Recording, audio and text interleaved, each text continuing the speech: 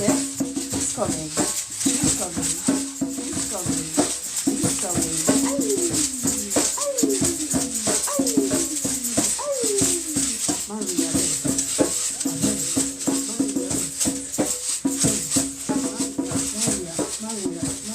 Maria.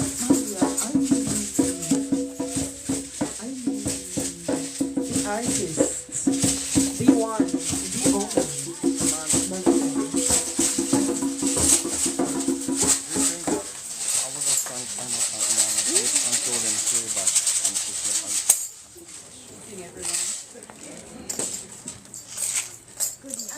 Adult, living with my parents in Clarendon, I had my fair share of adventures. Little did I realize, though, that what should have been a small favor to some friends would turn into a night I would remember for the rest of my life. You can connect it on Two great friends came over to visit me, but when it was time for them to leave, I realized it was too dark for them to walk home. So I asked to borrow my brother's van. Yes, ma'am. Yeah. He had just bought this pretty yellow Suzuki Vitara, and he was hesitant at first. He didn't want anyone driving it. I promise I won't stay long, man. Sure. He reluctantly gave me the keys. The three of us jumped in and drive off quick before he could change his mind. I dropped them off safely and headed back. I don't know what got into me, but I saw this pretty piece of road ahead. So I jammed down on the gas and turned up the 90s pop songs. La Isla Bonita, gonna take a lot to drive me away from you. I was feeling on top of the world with the wind blowing through my hair. All of a sudden, I just hear whoosh. The breeze rushed past my ears, and the roof happened to fly off like one Boeing 747. Like I went dance and lose our wig in the middle of performance. I look up and see pure moon and stars. My heart start racing, and my hand them start tremble. Me frightened like cockroach when you turn on the light on them. I pull over to try to retrieve my brother's precious roof in the middle road. Just as I was about to grab the roof, I saw a line of car coming straight for me. So I had to pick up my foot and run to the curb. Thank God they all slowed down and swerved around it. Then to add to my distress, the rain started drizzle. Yes. Then I hear a loud horn. Pop up! One huge sugar cane truck loaded to the max with headlights bright like stadium bulb coming straight towards me. I run into the middle road. I wave my two hands. Driver, stop! He must be blind. He never even slowed down and had to run for my life. I turned around just in time to see the giant wheel crush one side of the van roof. I was terrified and in complete shock. I didn't know what to do. Would you? Lord of mercy, another truck coming. And despite my frantic efforts again, the driver just finished off the job and crushed my brother's roof like one tin mackerel. Lord God, how am I going to explain this to my brother now? We run into the road quick and pick up the crushed up piece of roof and fling it at the van back. We turn on the engine and take time crawl back home, nervous figure face the judgment from my brother. Then the rain decide to come down in a bucket loads. I take the black scandal bag on the back seat and put it right over my head. Picture this.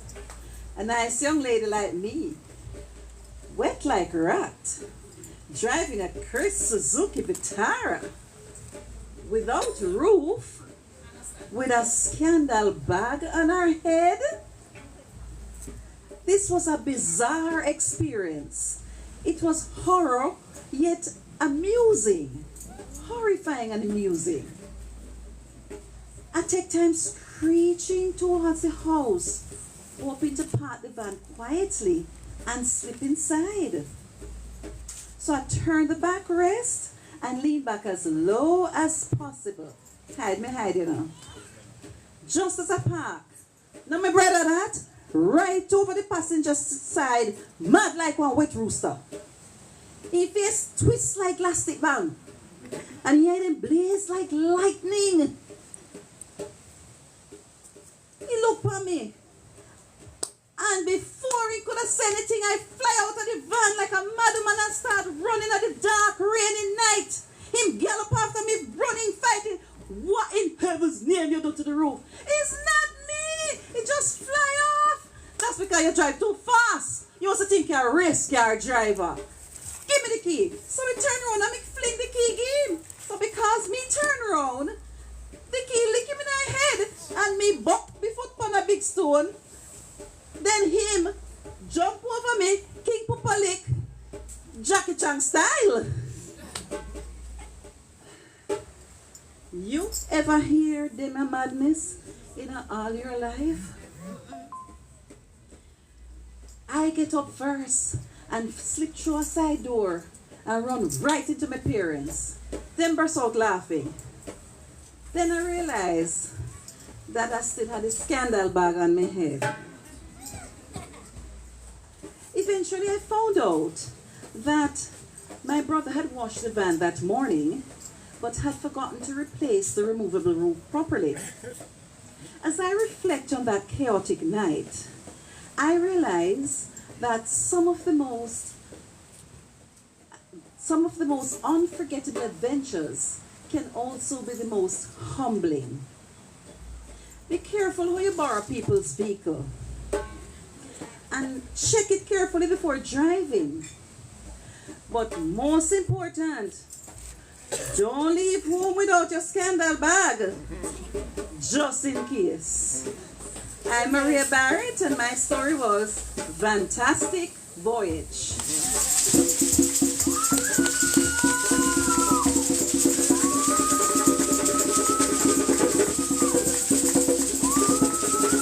Orchestra.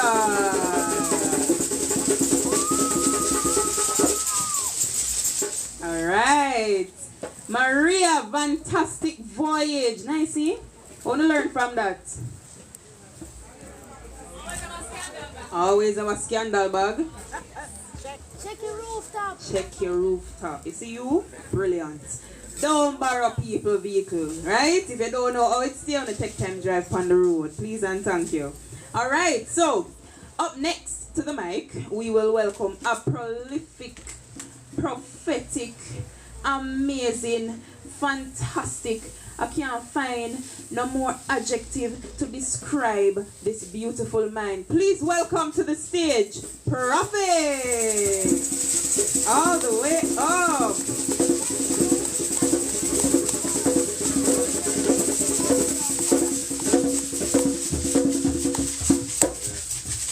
Good night, everyone. Alright, so like John called me, the prophet. I've been performing for like almost 10 years. Open mics all through Kingston. And I kind of want to do a little style I call rhythmic poetry, or incorporate musical elements into the field. Start with that one. Same day, different ideology. Same day, different ideas I speak. Same day, different ideology. Same day.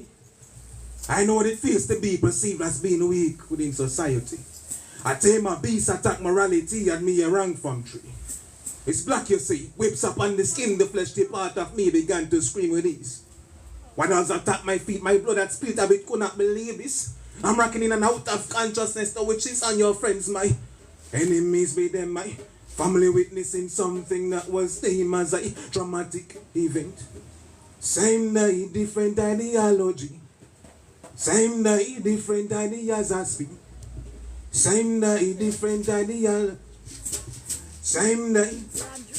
I know what it feels to be capsizing over sea with sharks surrounding me. Metals and feet, my freedom stripped of it. I'm trying to grab a clear blue sky, but my lungs drowning.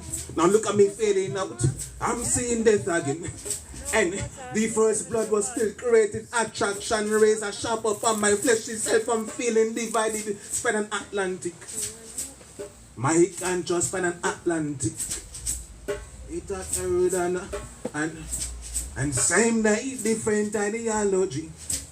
Same day, different ideas I speak. Same day, different ideology. Same day. Yeah, that's your first piece.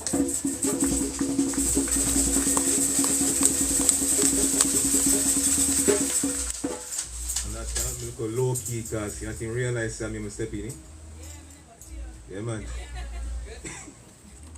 That piece here, it's inspired by a movie I saw like about a year or two ago called Better Must Come, the first time I see it actually. Yeah. And the thing about that show is that the night after I see the movie, I write a poem about it. Short piece, come on, look at musical element again for much. The ghetto child wonder how and why the system and lie to him, to him, to him. The ghetto child wonder how and why the system and lie to him facing economic stress, lack of nourishment, mother pimping out herself to pay the rent, living in a city filled with violence, black and black crime, living in the ghetto. Many men power with AK-47s, thinking it's a jungle, but it's where the many people come from. I glanced and saw cocktail projectiles dressed in scarlet blazing through the night skies and a mahogany type surface. Broken glass cause the liquid content to burn faster. Human bodies rushing to what they thought was a haven, then came face to face with a double-barrel contraption made by a starving welder's dark imagination. Firing ammunition onto black bodies who cling to a color variation. Them not say, I'm here too as a show. Shrieks I and don't know screams why into them the do that ghetto to me. community. So, To being still as Hebrews during the Passover. I only rock them move on a silent night nibbling on the fingertips of those who laid still on the earth's surface. Them. Kill Ras. Take up my wife and slaughter my youth innocence and never think we are going to start a revenge. The ghetto child wonder how and why the system and lie to him, to him, to him. The ghetto child wonder how and why the system and lie to him, to him, to him. Faced with economic stress, lack of nourishment, mother pimping not herself to pay the rent, living in a city filled with violence, black and black crime, living in the ghetto. Many men power with AK-47, thinking it's a jungle, but it's where the many people come from. Yeah, piece number 2, that's it.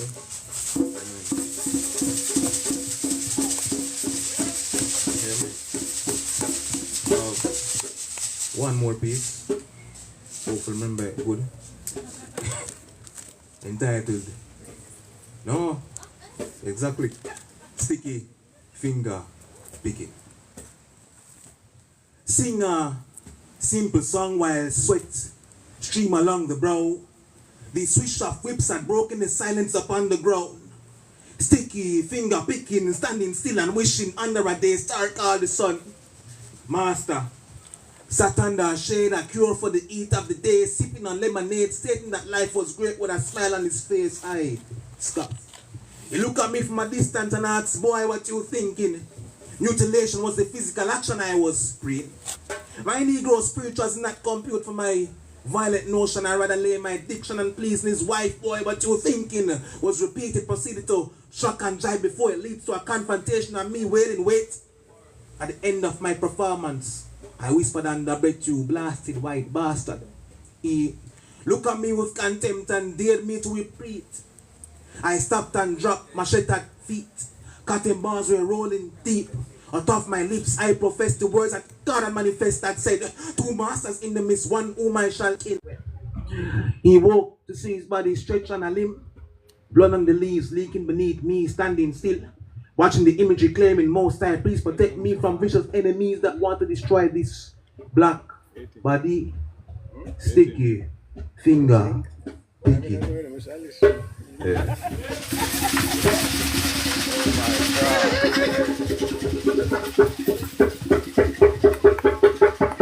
Orchestra. All right, the prophet. Okay, just a couple announcements here. So, for any of us that wish to relieve ourselves, the bathroom is located to my right. You'll see a little passageway, and you can go through there. You will enter into a courtyard where the bathrooms will be located to your right. All right. And for anyone that is hungry, we have any hungry people in here? Anybody that want to get some food?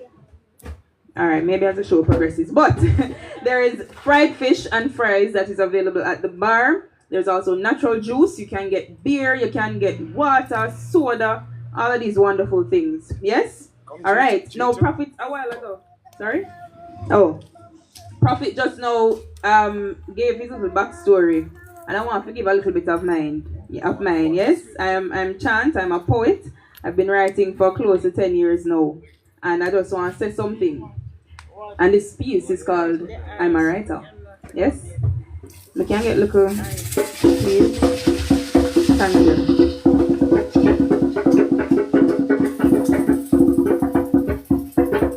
Alright. As sure as I live and breathe, this gold mine runs deep.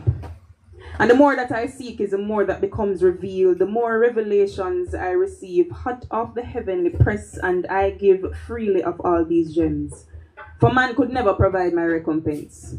So, as I'm abundantly blessed, I'll try my best to relay these messages.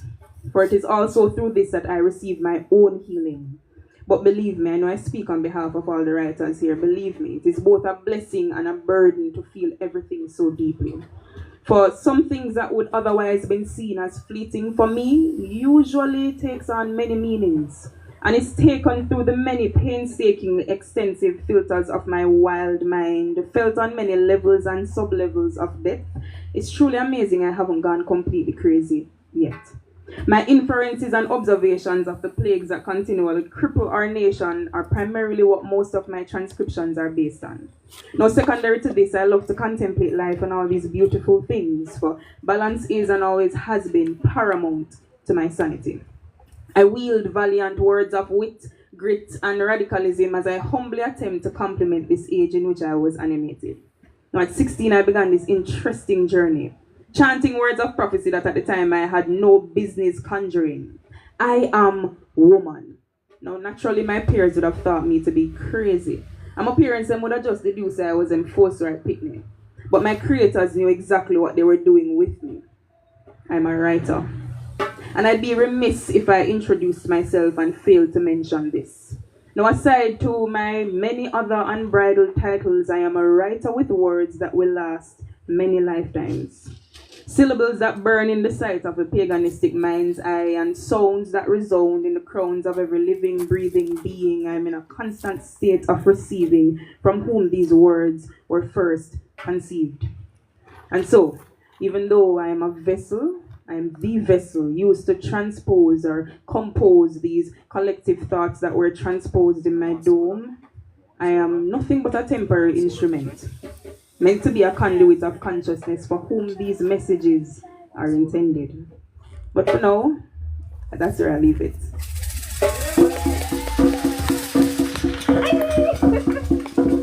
All right. So now that we've got our poetic injection, I would love to welcome Suzette Shaw to the stage, all the way up, storyteller extraordinaire. Listen, she's about to blow you off your feet. Suzette Shaw, Suzette Shaw, Suzette Shaw, Suzette Shaw, Suzette Shaw, Suzette. Suzette.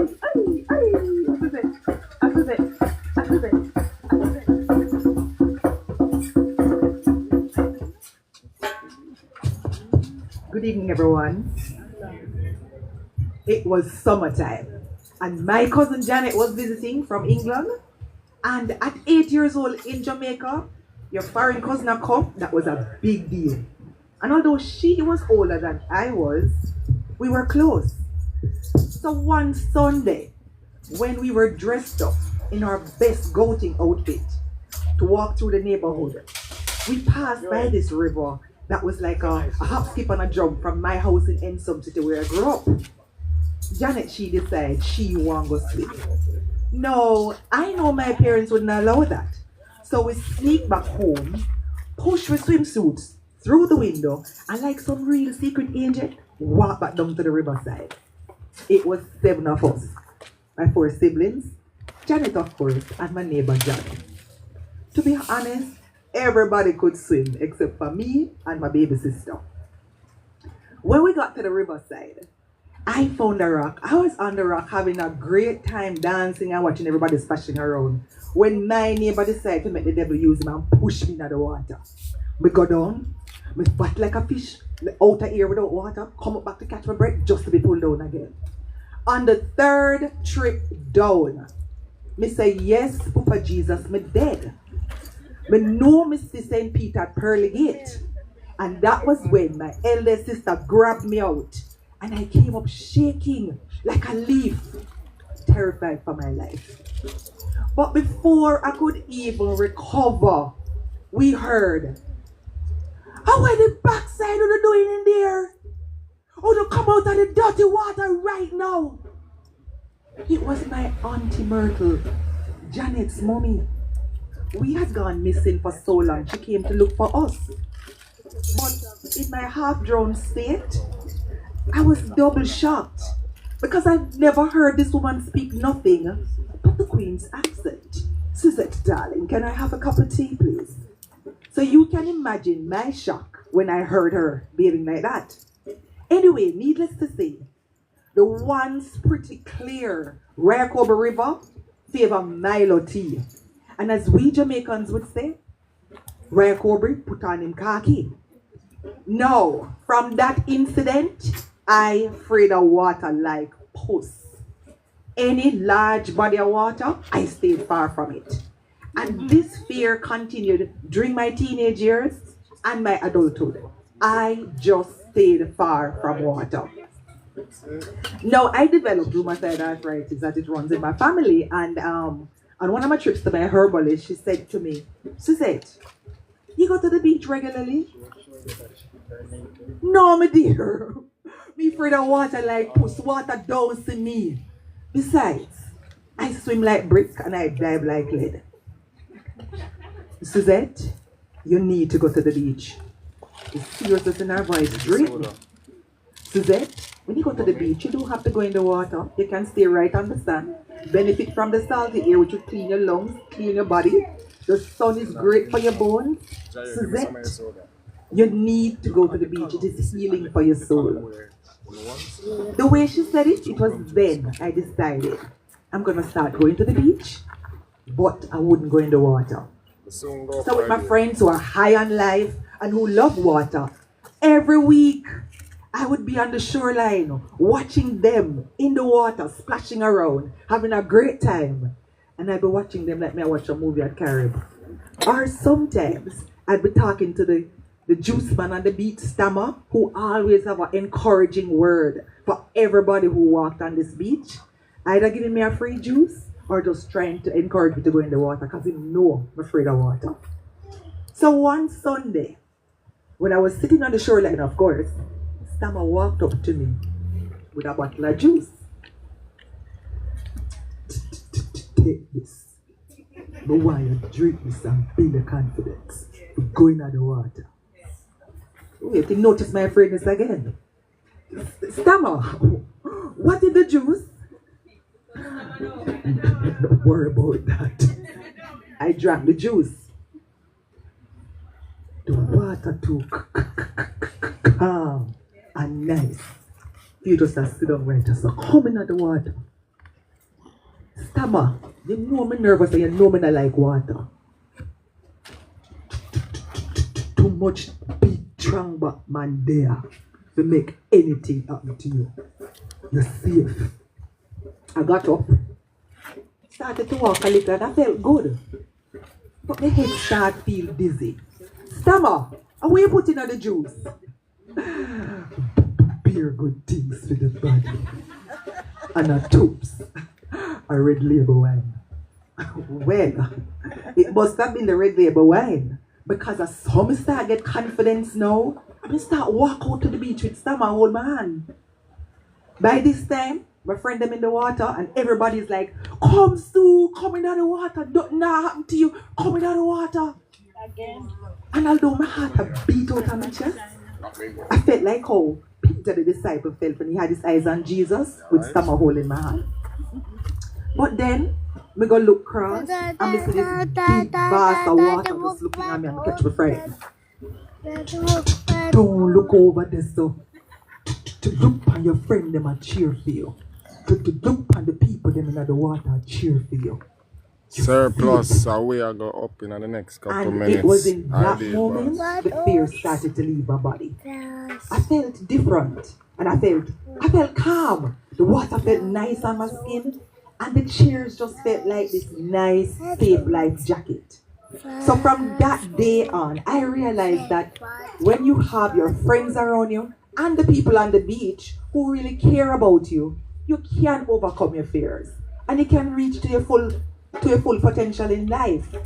So from that day, no more sunbathing for me. Every weekend, me in my 2-piece swimsuit, juice in my hand, me just walk down the beach, down a cold passage. My name is Suzette Shareed. I confronted my fears, and so can you. My story is Overcomer.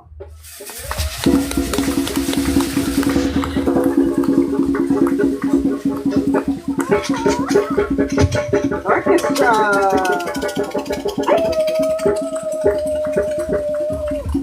Whoa, that sounds sweet like when you wake up now, man. Hello. We drink stomach juice. No, sir, we need some more friends like stomach. But you, anybody have any friends like stomach? Help you overcome all of what? Yeah, alright. Alright, so that was Suzette Shareed. Our story nice, not true. Tell the things how we feeling. Yeah, man, in the sound better. When you ready to hear the things? Alright, next up we have another poet. You know we have to keep it diverse, we have to keep the offering diverse. So we have a brethren that come to him. Now this brethren is coming off a high, right? Because he just won the Caricon Poetry Slam that was held. Any of us were there last night? Yeah. Alright, now prolific poet again, another member of the Jaiku family. Can I hear it for Jaiku, please? Wonderful, wonderful poet. He's been in it for a while, hailing all the way from Manchester. Please welcome all the way up to the mic, Britain Wright.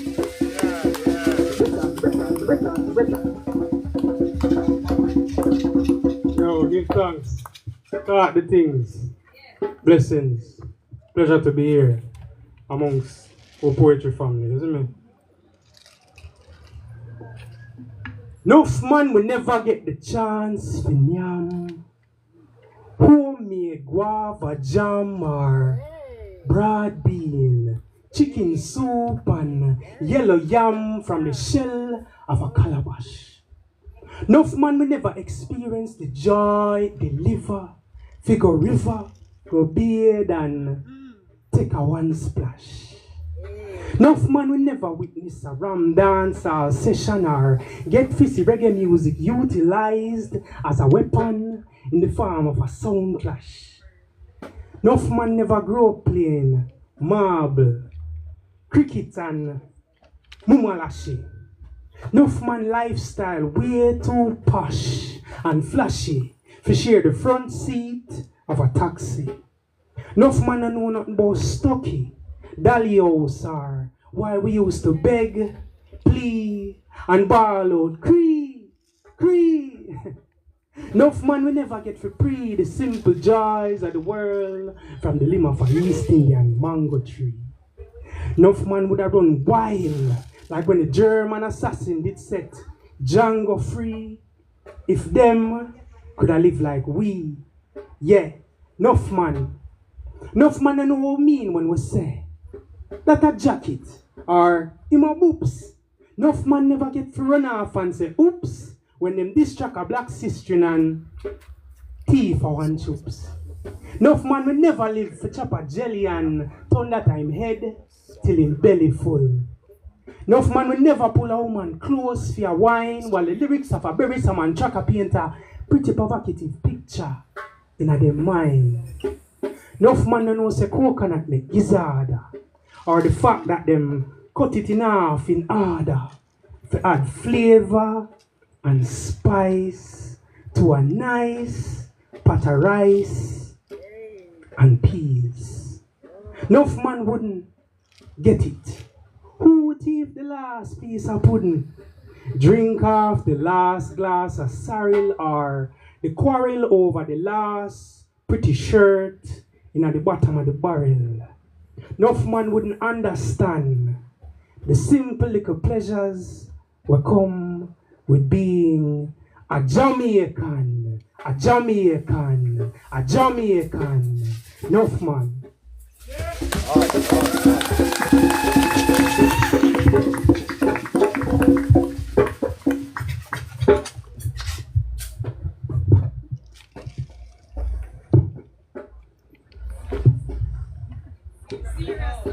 Lost knowledge. What them a gonna know? How it a go flow? This continuance of tradition is broken because open hands only grasp convoluted tokens taken from storeroom shelves. Jamaican picnic lock themselves in this sickly conjured cavern of technological tomfoolery. Consider this a eulogy to bygone past times when we used to pass time pushing bicycle rim, all rusty and spoke less of how many likes we latest post get, and spoke more of Anansi, Tukuma, Zachariah folklore. What them a gonna know? How it a go flow? The quote were different fabric then. Then when we used to spend hours a shape tree limb to put nail in a fling with English card and watch it spin. Why? Why them two can't try find stick in a bush with shape like capital Y and make stone sing? Because all them spy is the big pill. Them take it without the food and sit still, clutching tablets, tabulating tears and tweets. No time to get acquainted with the sweet tutoring treats of an antiquity. No, such things antiquated, outdated remnants of used to be. Teeny wall in a tree replaced by man-made LED. And they never born come see jackass, corn and hominy. Never consume such delights with family. So what them a gonna know? How it a gonna flow? Nothing a gonna grow without the roots, but the truth is the youth is too blind and brainwashed to nurture seeds, cause all them read is an Instagram feed. Lost knowledge.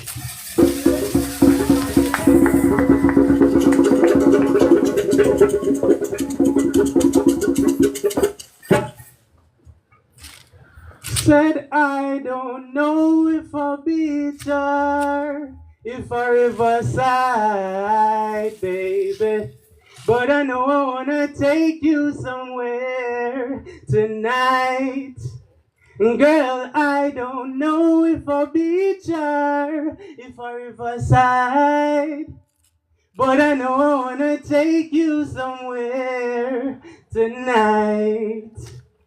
Scent, suave. Me get inebriated off, exhaling the scent of you. If me could, me would have spin you up in a centrifuge just to derive the varied notes of your fragrance. Bold and blatant, me can't get enough. Me self-control handcuffed car, me feel to stop trail your ambrosial aroma. Woman, your ambience have to go put me in a coma, cause I'm like a Cassie song. You smell sweeter than the garden down a Castleton where heavenly, and not a sip of Hennessy or Appleton no got it strong like your essence. Yes, it's true. Needless for preface, my preference is you.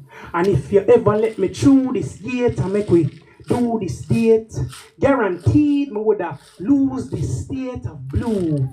Lady, please don't misconstrue this man's view for the shallowness of lust. Me challenge you to channel and adjust your perspective. Don't default to the pre-selected notion that all me want is a quick dip in your ocean, only for cut the morning after. Nah, sir. My plan for thoroughly tour and explore your vibrant reefs and probe deep beneath the surface of your mental scape. Find rental, take escapes to scenic spaces, lush and green, where we can unearth enough unseen components of each other's beings. What could be as freeing as this, miss? And though we hail from distant districts, please don't dismiss my advances. Chances are we could take a trip, park the car, and talk to stars. Not celebrities, but gazing into the depth of the night sky, together all bright-eyed and fascinated by the variations of constellations. Conversations stretching across the sprawling expanse of the Milky Way as you and I lie truthfully, holding hands like irreplaceable memories, fruitfully garnished by the richness of nature's energies.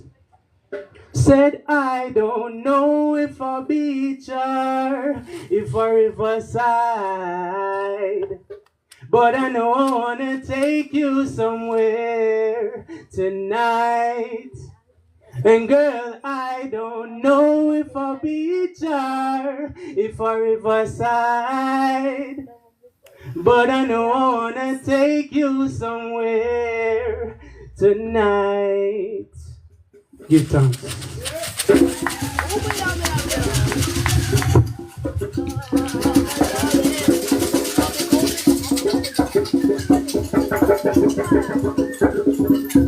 Orchestra, orchestra, orchestra, da-da-da-da, orchestra, orchestra, orchestra, orchestra, orchestra, orchestra. Give it up for Britain, right? Alright, you know, say, I couldn't come at the east, and Britain just reminded me of something a while ago. He took us back. How was that performance? Start the things. Start the things. How was that performance? Start the things. How was that performance? Start the things. Yeah? Alright. Now, we are in the east, and for many of us who know the power of this space, the power of over here, so Paul Bogle walked from up the road to Spanish Town. Now, we never have no pretty highway, we never have no nice road, we never have, no, he walked. And I just want to say something, Britain, just remind me that we need to go back. Right? Now, well, this piece is called Noble Uncle Bogle. Noble Uncle Bogle. Thanks, you. Thanks. Stony gut preceded the heart-wrenching, gutted feeling you would experience when ear refused to give an ear to the pleading of your people. Brother Moses ball and beg them please, similar scene to the parting of the vast Red Sea. West India regiment make people bleed, all while you hung like a piece of meat. Upside down by just your feet, block and tackle hanging by your ankle, while the pages of your Bible watch your lifeless body dangle. Now if Paul Bogle were here today, I wonder what he would say to me. I'm certain he'd be puzzled as to why we're not yet free. I'm sure he'd be torn by all the injustice that he's seeing, from Stony Gut to Spanish Town, days on your bare feet, in an attempt to make your plea to some bare-faced, dry-eye imperial crony who treated you and yours like fleas. Only for me to comfortably accept defeat and with open arms welcome reconstructed slavery. That don't make sense to me. I swear this century wasn't meant for me. It doesn't help our regressive frequency. Wasn't that supposed to spark a shift? Or must I accept that it truly has no sting? and continue to swim around in this regurgitated filth. There were thousands killed, entire bloodlines ended, pillaging of villages, yet slave driver here was merely suspended. Commended too for his attempts at quelling the coup, the thought of what more do we do to remind our people of the truth. Like sadly, Bogle never did a dance in the 1860s. So many details lost in the blurred lines of history, like it was the Maroons who caught Bogle, upholding their treaty. Our very own people comprise the first group to shoot and kill our own. Unloaded guns were given out on loan, for soon enough after they've snatched our souls, these noisy empty barrels would be repossessed from our dying bones. What deeper mess do we bring to our crying homes when we forget the savage sacrifice of Bogle? And today we deface his likeness and replace his priceless feat with that of cheap plastic currency. I wonder what his last thoughts were. If he finished his last meal. If as he hung that inverted image brought peace. Or if as a deacon, he asks the Almighty, why me? Now I hope you're paying attention and taking heed to the returning spirit of the East. Bogle's body may have died, but his mind continues to skillfully elude the beast. I just got on time before all this nonsense comes to a cease. Now for all these karmic crimes, restitution must and will be brought to the ones who made us bleed. Sila.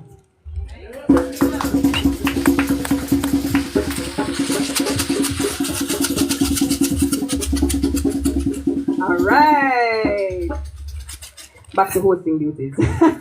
Now, up to the mic, we welcome a resplendent, an elegant, a multifaceted, a multiple hat wearing, a multilinguistic. Listen, there is not enough time this evening for me to describe this amazing being. She is the founder.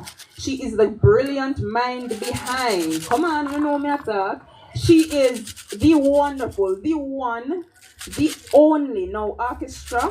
Before me even say her name, I looking out. I want to make sure so I make some holy for nice for her because she not normal. Okay? We welcome to the stage Casey Garvey.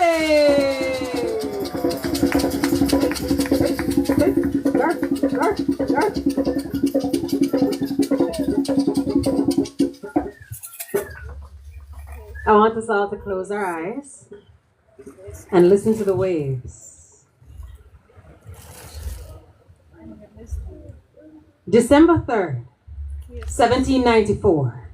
Portuguese ship leaving the coast of Mozambique. 7,000-mile journey to Maranhão, Brazil. Names, faces, jobs, talents, goals, skills, hobbies, ideas, families, friends, hopes, dreams. Now slaves. Loaded like cattle and sold like chattel to live, work, and die in an unknown land. The Sao Jose. Buffeted by the strong winds, the ship, the Sao Jose, rounded the treacherous Cape of Good Hope and came apart violently on two reefs. Storms reduced both black slaves and white slavers to mere mortal men, clawing at turbulent blue water, desperate not to drown. Only half of them survived the shipwreck that day, and there, within 2 days, they were sold again. So this is for you, the slaves of the Sao Jose, who saw through salt-stung eyes the rocks that chewed through man and ship, the struggle of arms too weary to tread water, who saw brothers, whether through blood or bondage, sink and flail to an ocean's grave. But you survived, for better or for worse, and washed upon the shore. To see the sun rise on dark brown wood and dark brown bodies, all floating lifelessly on the face of the sea. This is for you, the slaves of the Sao Jose. Because even with nothing left to lose and nothing known to live for, something pumped your chest for one more heartbeat, pushed your arm through one more wave, pried your mouth open for one more gulp of salty, raging air, something that whispers when the finality of death and the waves licking greedily at your face is more haunting and more choking than the slavery that lay before you. Something that sings from the lips of faceless descendants who see you in their mirror, in dark brown skin that defied a ravenous sea, reminding them of the crazed resilience, the desperation, the salt-stung eyes and the broken ship, the children ripped from their parents' arms, the homes ransacked and the friendships betrayed, the chilling ache of a last embrace, the fear of strange lands and no return, the whip-cracked backs and the bodies beaten, the despair of being owned. That, despite all of that, still swam, still fought, and still carried them to shore.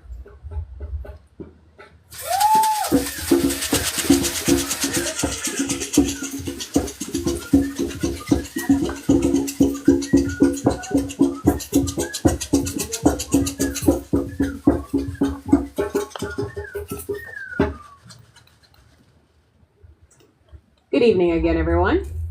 Thank you so much for coming. I'm Casey Garvey, founder of this institution right here. And you've already heard some of my co-directors. Can I give it up for Chantel? Chan? You could have told me to try bed and before I leave my house this morning because the way she walk out like Queen Nefertiti today. And of course you heard Mr. Right. He's Mr. Right for a reason. Yeah. Saw some sticky fingers from Prophets earlier as well. I couldn't do any of this without them, so thank you so much, guys. I'm trying to think of what else. I really came here to just sit down and enjoy myself. Hope Gardens, all right. Moonlight whispers of war. Slashed backs sheathe plans of ambush. Leaves drop on secret strategy covered with bamboo and courage. The brothers, dawn will roar fire into the of knives and grass, blades drunk with anger and dew. Gunpowder clouds Grace House, flood spews with screams that do not see skin. Justice fights, but hope plants language undertone. Adobe, Nyame, Obia, Dokono, Juka, Mbakra. Hope carves name into memory. Hope harvests beauty from cane row, bantu nuts, dreadlocks. Hope sews calico over curved hips and anoints curls and coils with castor oil. Massa can see torches burn, but him can't see roots grow. Can't see river water flow from belly bottom. Can't see mountains kiss sky till them turn blue. Bloom, jablon. Steam escape coffee estate faster than Quacky run left him shut. Massa hear chain clank, but him can't hear records break. Can't hear how we turn metal to medal. How we change auction block to Olympic stock. When necks hang low with shackles, but rise with ribbon and gold. Massa make wit fling, but lip sing. Sting. Some fest, some splash. Lyrics stretch history over tenterhooks. Taught tender books from wombs awakened from silence. Massa make red blood flow from brown skin into brown dirt. But red dirt creates wealth that does not summon bones. Factory to foil, seed to soil. Trees that stand taller than man the way time longer than rope. Hope cultivate, marinate, pollinate, irrigate. Hope gardens. And hope sings one last Sankey that calls all of us home.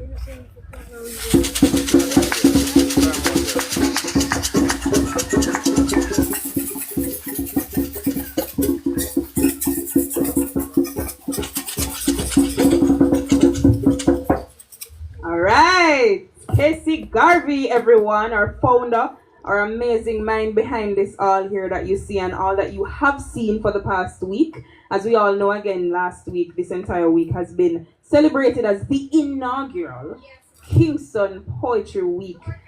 Orchestra, please.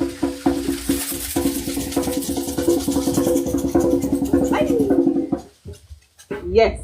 And so we had a whole host of events. This is just our grand finale. This is just us tying it up and tying things down and going to sleep after this. Yes? All right. Now, welcome to the stage another storyteller. May I have Kenneth Grant come all the way up. Kenneth, gun, Kenneth, gun, a Kenneth, gun, a Kenneth, gun, a Kenneth, gun, a Kenneth, gun, a Kenneth.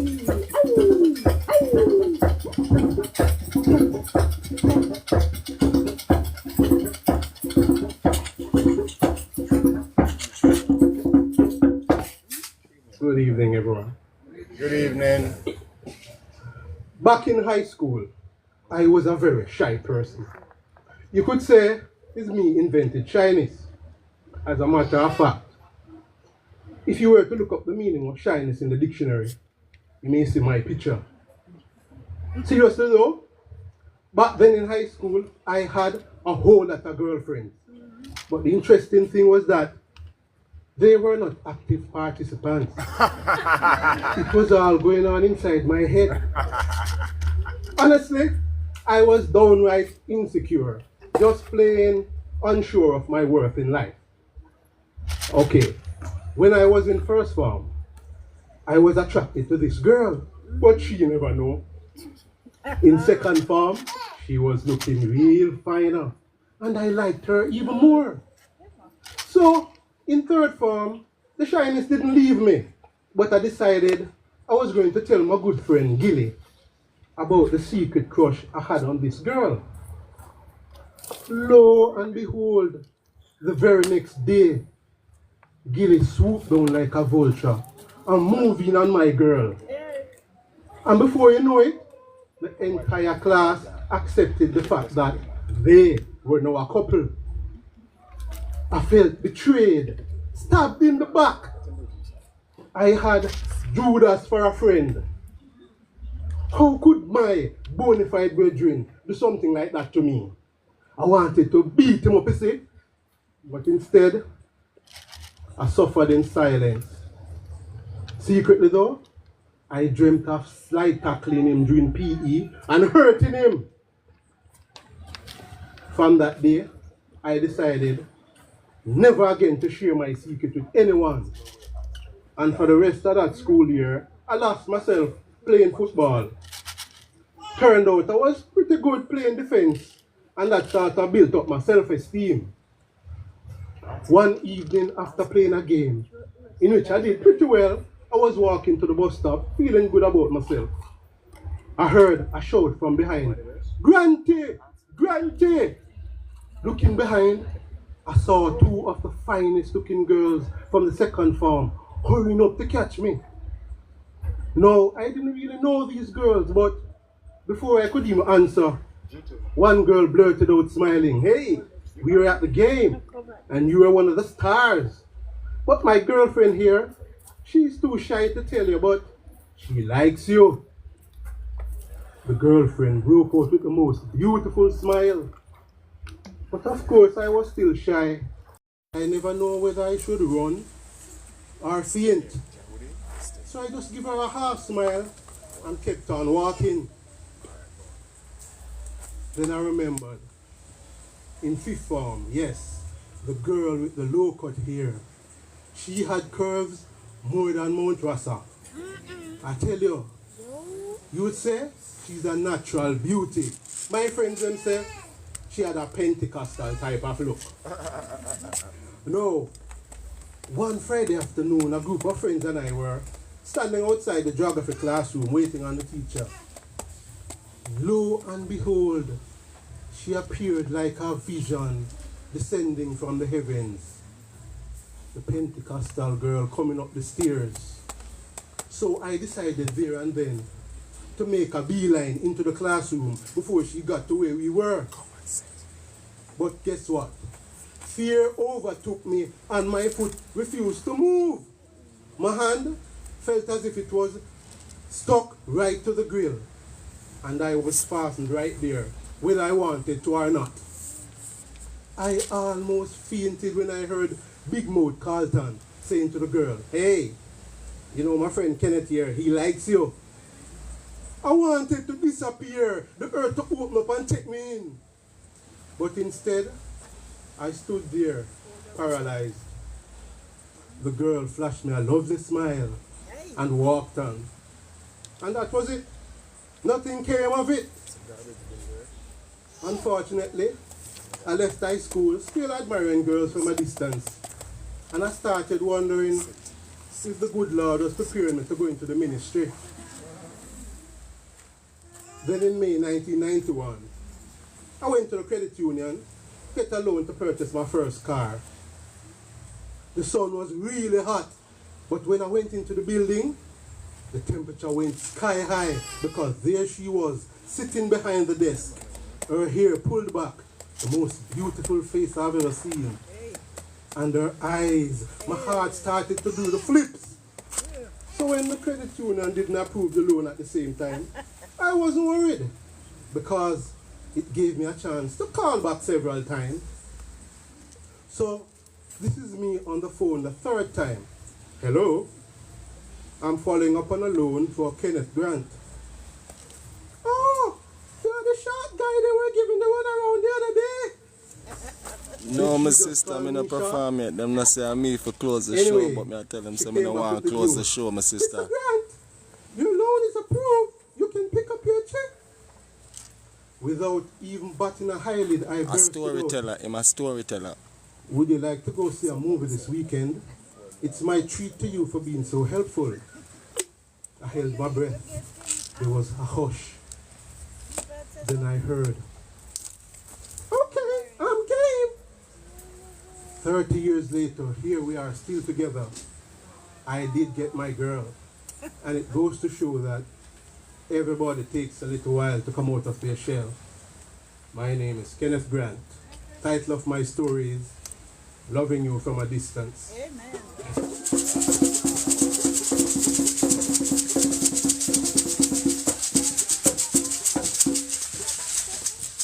Orchestra! Yeah man, come man! Wow! Nicey. Listen, I find that the theme for the storytellers for the most part is overcome your fears and not watch no face. Right? Because since Suzette knows she swim every 2 weeks, she all... Them say me a close the show, but me not really want to close it. I choose some right. But she's always at the beach, and she cannot know he's with the woman of his dreams. So all of that to say, face your fears. Orchestra, another orchestrated sound for people.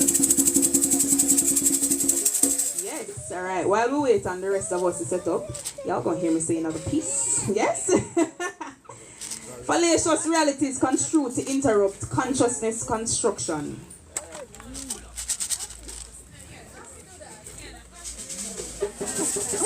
Alright.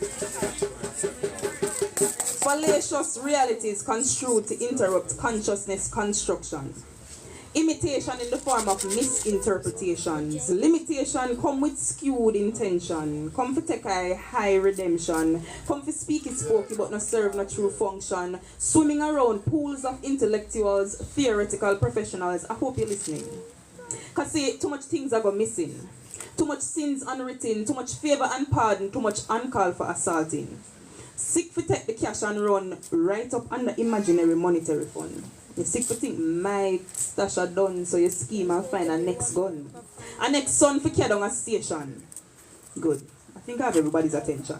For nation creators, this is our current devastation. Our muckle will find ourselves in a but every man contribute to our next man eat for dinner. We just can't seem to understand say and just the pagan them and them friend cause the problem. Now getting this is vital because just and just them have the solutions either. So you stamp everything with don't try this at home, then expect me to call it my own. You write up in a book and you call it savior, creator, then expect me not to realize that the two are in a favor. Not just color but social strata. Poor get poorer, rich get smarter. Have we sucked them brata through wooden spoon and all of this we don't even know the half of. Exactly. Now call me necromancy master, but this negromancer come for black answer. Come for back answer this disaster we currently reside in now. This a chew over this a ton flu we a catch up a chew them no know say all we need to do is get up. Mash up them chessboard, we need to start stretch more. Ancient practices are missed with them, we wonder why we're so damn stunted.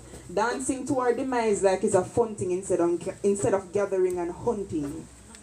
It's full time we resurrect the real revolutionaries. See what we can salvage. convert stroll to pilgrimage, and yes, please prepare for more pillaging of villages. No, we're not new to this, you know. But if we insist on forgetting our forefathers' tutelage, then futility is what we'll continue to see. See you.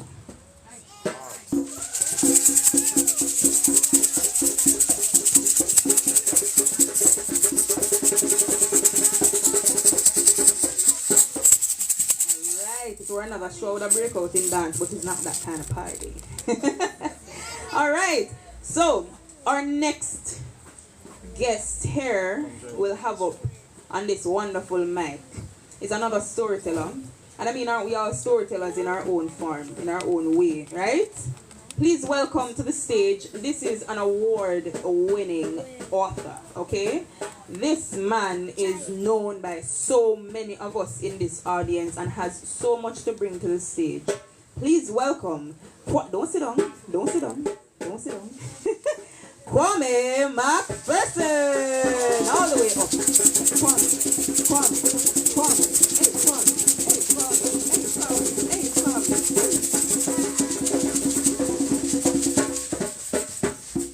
Good evening, everyone. Good evening, everyone. All right. Shout out to Jaiku. Did I pronounce it right? Jaiku. It's Jaiku. Because it's a phenomenal way of keeping our tradition alive in terms of storytelling, whether it's through poetry or actual stories. Yeah. Now, as a storyteller in my own right, I'm a poet, but I have graduated into writing prose.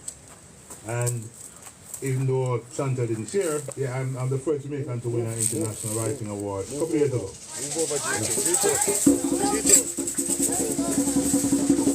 Thank you. I won't be reading from that. Well, if I have enough time, I hope I can read from that. But I'm going to read, one of my earlier pieces. Read, man. All right, so the thing is, yeah, I'm going to come up with this. You're embarrassing, Embarrassing.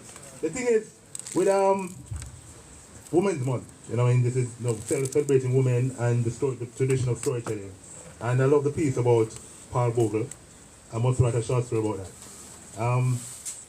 This piece that I'm going to read just a short bit, because I want to read from the award-winning story. But this piece that I'm going to read is dedicated to Mama Nanny, all right? Because I don't think we conceptualize the experiences that our ancestors went through. We know they're heroes, but we don't know the stories.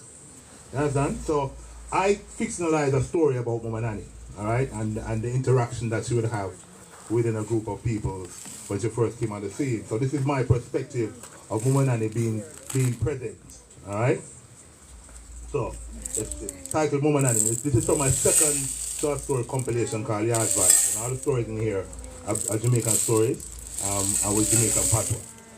So mixed with English, of course. All right, we need some water now. Please and thanks. Thank you. All right, cool. Awoo!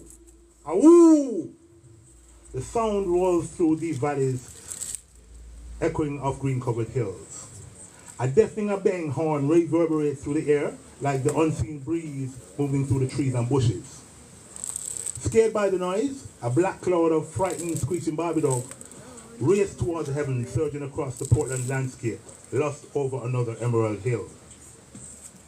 Creeping through the foliage, listening intently at the crashing sounds of the approaching visitors, Kwame glances across the trail at the other brothers.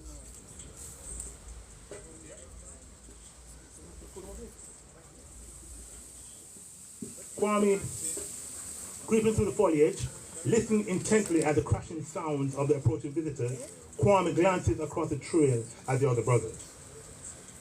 Like him, they sit, laying in wait. Clutching his spear in the searing Caribbean heat, flies pitch on his sweaty body. His clammy hands grip and re-grip its shaft, seeking a stronger hold. Peeping through the fern leaves, Kwame looks at the dash of red floating in the distance. The crunching sounds of the gartered boots kicking up dust and heavy stomping indicates the oncoming soldiers' intent. Tweet, tweet, tweet, twoo! Suddenly, a bird call signals. That whistle about my mouth dry. Quietly, Kwame and the others adjust their positions. Spears and cutlasses held, ready for action. Bodies tense, preparing to pounce. Kwame's breathing is sharp, like the point of a spear, ripping into his lungs. Pounding, his heart beats out its back a cry to ancestral arms. He watches the perspiring, red-coated soldiers march past his place of hiding. Suffocated, tired and red-faced, their high, stiff-necked uniforms trap the Caribbean heat. 30-odd, 2 lines of pasty-colored Englishmen pass warily by. Soldiers, rifles sloped acutely on their shoulders. Quickly there's a roar. Yeah! The brothers shout, rising as one. Plunging through the undergrowth, they charge towards the white men in red coats, cutlass swinging, chopping, slashing and spear stabbing and slicing anything in scarlet. The elders converse in low voices. A fire flickers in the midst of their quiet discussion. Glowing embers spark every now and then. An expectant air hangs heavy over the village, a pregnant feeling of what's about to come. Overlooking the clearing, hushed tones carry to Kwame cradling between thick branches of a large blacky mango tree. He knows something big is about to happen. Of what, he has no idea. Since recently turning 16 years of age, he was allowed to listen to the elders discuss their nation's concerns. Nowadays, he was making the most of every opportunity to do so. A short distance away, nanas gather around a steaming pot of pepper pot soup, finely chopped up callaloo mixed with pepper and other seasonings. And just like the men, they talk in soft tones. Everyone feels the impending dark clouds creeping towards the village and its people. We must decide what we do, says a stout, bearded elder Amra, shaking his head. If we don't agree with them, they're going to mash we down, mash up the little life what we have. Grey-haired and small-bodied, Brother Kwabina's eyes blaze. No! We can't do that. How if we deal with the white man who kill off so many of our sisters and brethren them? Some of the group said in agreement. Jumping to his feet, blue-black eyes blazing, Elder Kojo shouts in defiance. No! We must make them angry. Them the people there, we have to make them angry. Other members nod, concur with the statement. Exasperated, Elder Coffee bows his dreadlocks. They bow in frustration. Brother Kojo, if we give in to them now, they'll do what them do to the other brother them and the sister them and the other island them. Tension is thick. The council anxiety spreads, and one by one, memories cast to what news they heard. Una mad, we need to understand how this thing work. Them bruni there, them cause pure trouble. Them no mean of enough harm. What we have to lose? Kojo exclaims, arms flailing, eyes piercing around the group, staring into each other's eyes. Suddenly, a sharp voice jabs the evening air, quieting any further discussion. Gentle but firm, it commands attention. Stop it! Simultaneously, total silence befalls the hills and valleys. Forest creatures, as if by some unseen force, stop their wooded activities while a tender breeze touches Kwame's face. Glancing at the assembly, he immediately witnessed a change in the elders' body language. Once dark faces become a glow, and gleaming white teeth and dancing eyes give rise to lighter vibration. Something's in the air. A powerful presence, much greater than anything Kwame had ever seen, felt, or heard before. Abruptly, there's a movement to one side of the gathering.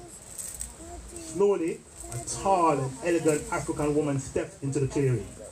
Dressed in a sweeping golden-colored trim bada, she reverently bows, paying respect to the council, then turns looking at each elder in turn. Surveying the brothers, her thick lips relax into a warm grin. Her high cheekbones coordinate easily with her mouth, and the warmth reaches her dark eyes, as pristine teeth sparkle in contrast to her blue-black skin. Gawking, Kwame watches a beautifully attired Mummy Nana enter. Always hearing about the mother of the nation, he never had a chance to meet her.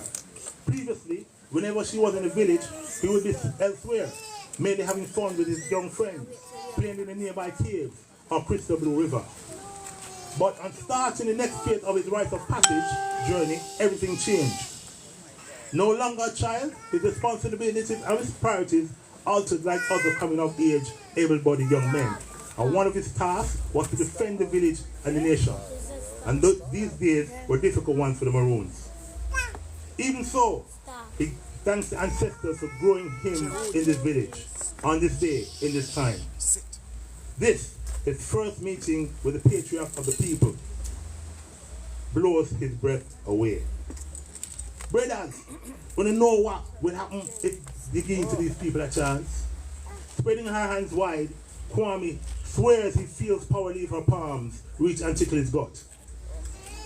In my visions, the ancestors warn me that we can't make no agreement with these people. Pausing, Nanny and hurriedly paces through the center of our audience. Our brothers and sisters in the plains, the top runway. You know why that is? Eh? A few of the elders shake their heads, looked up the amusement on their weather-beaten faces. Word from the plains was hard to come by, but it always reached the hills. It was known that most of the enslaved brothers and sisters who tried to escape the plantations were usually caught and the limbs chopped off to stop them from running away again. In some cases, the most troublesome brothers were hung and quartered, stretched either by the neck or the genitals. And sisters were raped or sold as breeders, producing new workers for their home plantation. We can tell you that them kill out enough people in the rebellion that took place last month. So you want to deal with these people? Nanny's voice seized angrily, her eyes ripping into the elders. Tenderly, they alight on the sisters, vigorously stirring pots nearby, recognizing their action as a reflection of her own rebellious stance. Around her, there's more murmuring from the gathering. Suddenly, her roving eyes land on Kwame, unnerving him. Her tones move over him rolling like thunder, rolling over the Portland hills, floating into the Rio Grande Valley, away into the distance. When we were stolen, then they treat we nice, with kindness. No, then treat we like we was a damn dog. Her voice drops to a whisper. And some of una chat to them. Una mad? We have to run them. Suddenly, her passion and intensity rises. Make me tell you, I walk. Me not doing no deal with them, Bruni. Me would have rather dead fighting some people them. I walk. Jumping to his feet. Elder Kwabina dances with excitement. I true, mama. I saw me say. We don't for make no deal with them. Them murderer them. We can't do no deal with them. We have to run them. If they want to deal with it, them do so when we ready for chat. Control words. Everybody jumps up, including Elder Kojo, arms akimbo. Nanny nods approvingly. Walking a short distance away, she bends, picks up a cutlass and waves it high above her head. All right then, we're ready for war. Are you ready? An entire village answers her cry. Are you ready? Villagers rush excitedly about like mad ants, scrambling at the roots of sugarcane stalks, shouting out, singing. They're ready for a confrontation, ready for battle, ready for war.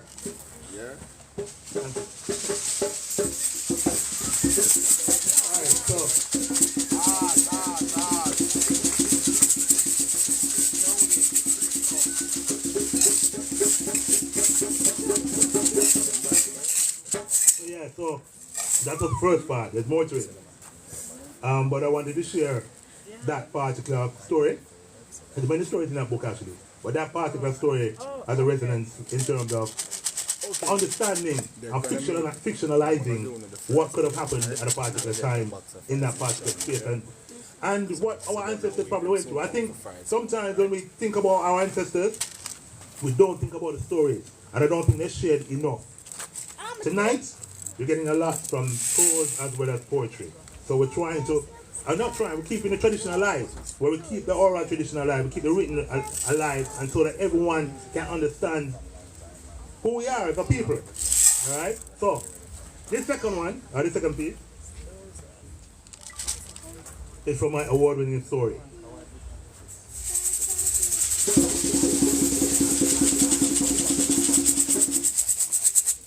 Now, a lot of my writing is based on us as a people. And when I say us, I mean us as African Caribbean people. I mean us as Jamaicans. Now, this award-winning story, which is a couple of years ago now, was written on the fact that back in the 19th and early 20th century, a lot of people don't know this, a lot of our people don't know this, there were a lot of black towns in America. A lot of half white, half black. There were many. As a matter of fact, there were probably over 50. Now, if you go to America today, there's not one that is an actual one, unless you want to talk about Atlanta. But the fact is, majority of those towns were burned to the ground, and there were a lot of massacres. A lot of people were killed. A lot of black people were killed. Now, one particular town, which is in Florida today, is called Ocohee, and it's the west of Orlando. And that was a town back in the early 20th century, which was half black, half white. Now, an incident happened, and the white side rose up and massacred all the black people.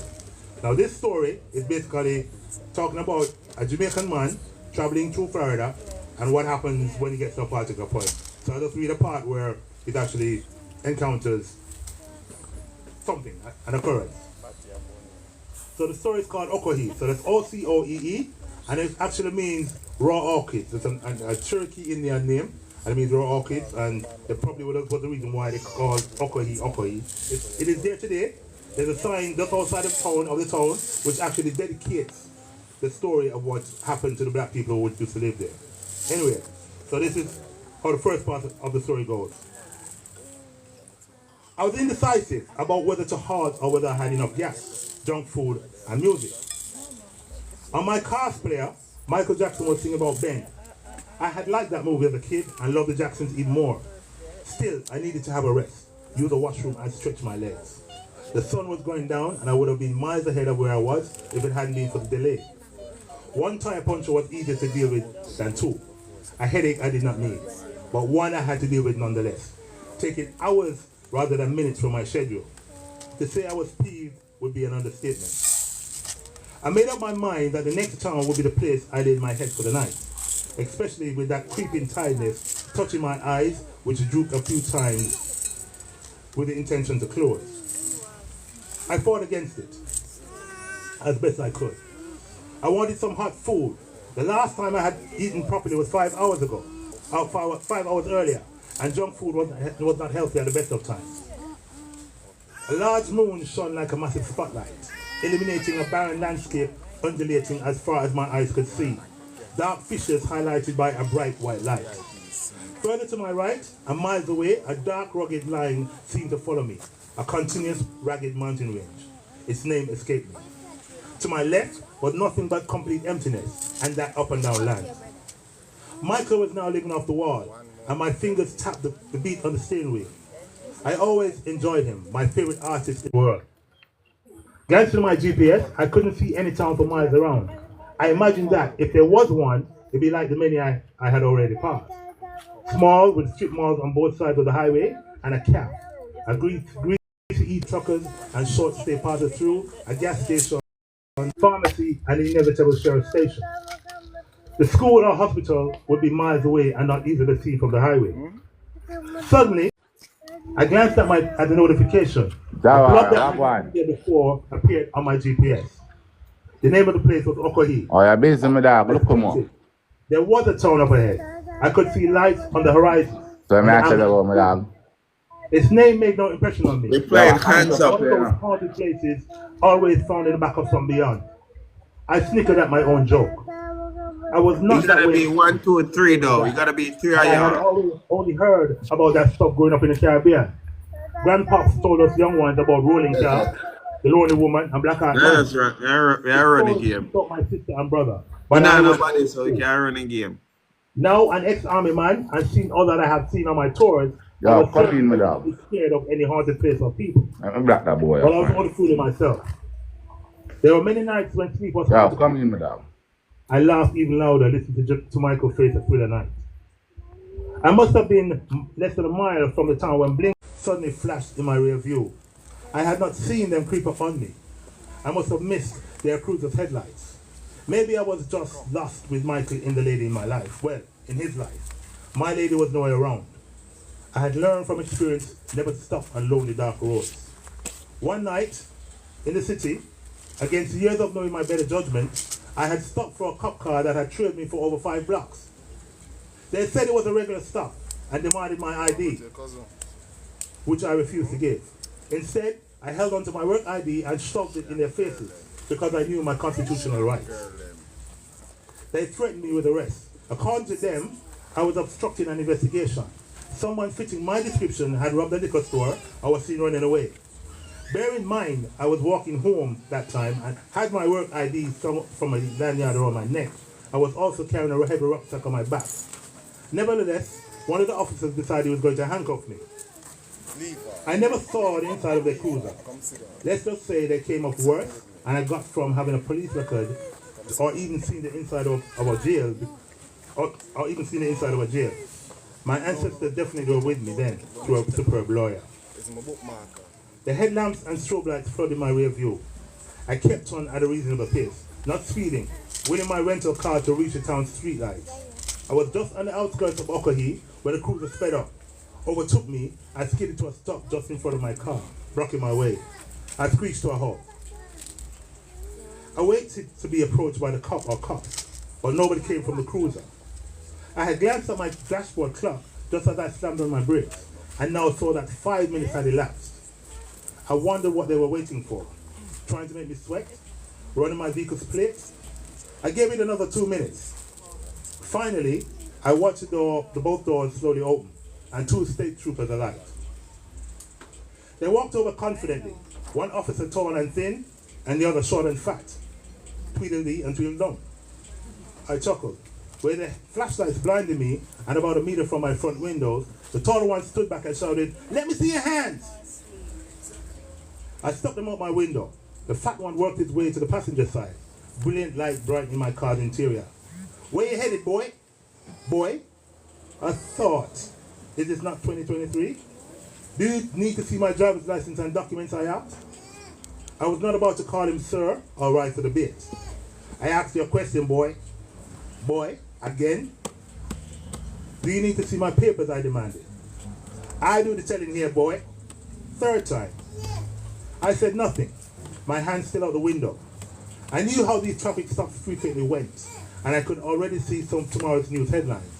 That is, if anyone ever heard about my passing, or should I say killing. I was in the boonies, nowhere in particular.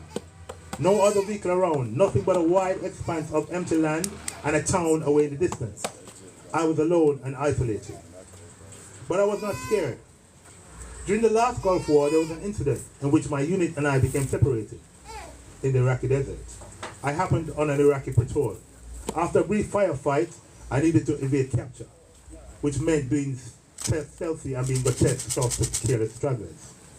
I had seen too much on my tour, death a constant companion. I had been scared then. "Get out, now!" "Can I have your name and badge number?" He did not answer. Instead, he pointed the light into the back seat, as if looking for something. I could see him better with the deflected light, and noticed his hand on his sidearm. I was not about to comply. I'd seen too many incidences of black men stepping out of their vehicles and dying. A friend of mine ended up that way. It was heartbreaking, attending his funeral and watching his family, especially his mother, wailing in complete sorrow. I wanted to kill those cops who had killed him. "Boy, you heard me?" Fourth. There would not be a fifth time calling me boy. That's how suddenly it happened, whatever it was. I saw the flicker of movement in my wing mirror far in the distance. The light rapidly increased in size. Orange and red hue was constantly shifting like a 6-piece kaleidoscope lamp I once saw in a thrift store. The colors reminded me of being in a field, artillery fire lighting up the sky, launching shells at an unseen enemy. The Tings now looked just like the flames that flashed from the mortar spouts. I watched the orb grow. Officer Fax saw it first and turned to look, eyes widening in terror. He mouthed rather than said, "What the hell?" The bright ball swiftly consumed my mirror, and Officer Tor must have caught the light from the corner of his eye. He drew his weapon. Involuntarily, I flinched and ducked down onto the passenger seat. I wanted to make certain I gave myself a living chance. Abruptly, I heard both officers shouting in panic. Then a barrage of shots shattered the night. They emptied their clips. I counted over 17 shots. None splintered my windows or smashed into my car. A white light blinded me. I stayed low, covering my head with my arms. Even with my eyes shut tight, I saw the huge moth in the multicolored dance. There was a loud whoosh, then total silence, until night creatures slowly and quietly made their presence known once again. I raised my head. The officers and their cruiser were gone. The place they once stood was vacant, as if they had never existed. The light was gone too. The night as clammy as it had all been all along. I was sweating. Hastily, I alighted and examined the area where the officers stood. The moon, my flashlight. Nothing. No bones, no blood. I sprinted to where the cruiser had been. Nothing. No debris, no remnants of a vehicle. It was unexplainable, and I hated mystery. I ran back and jumped into my car, started the ignition, and squealed away, uncertain of what I had just experienced, wishing to be anywhere else than on that dark road. I reached the town in less than 10 minutes. I was bathed in perspiration and couldn't stop shuddering.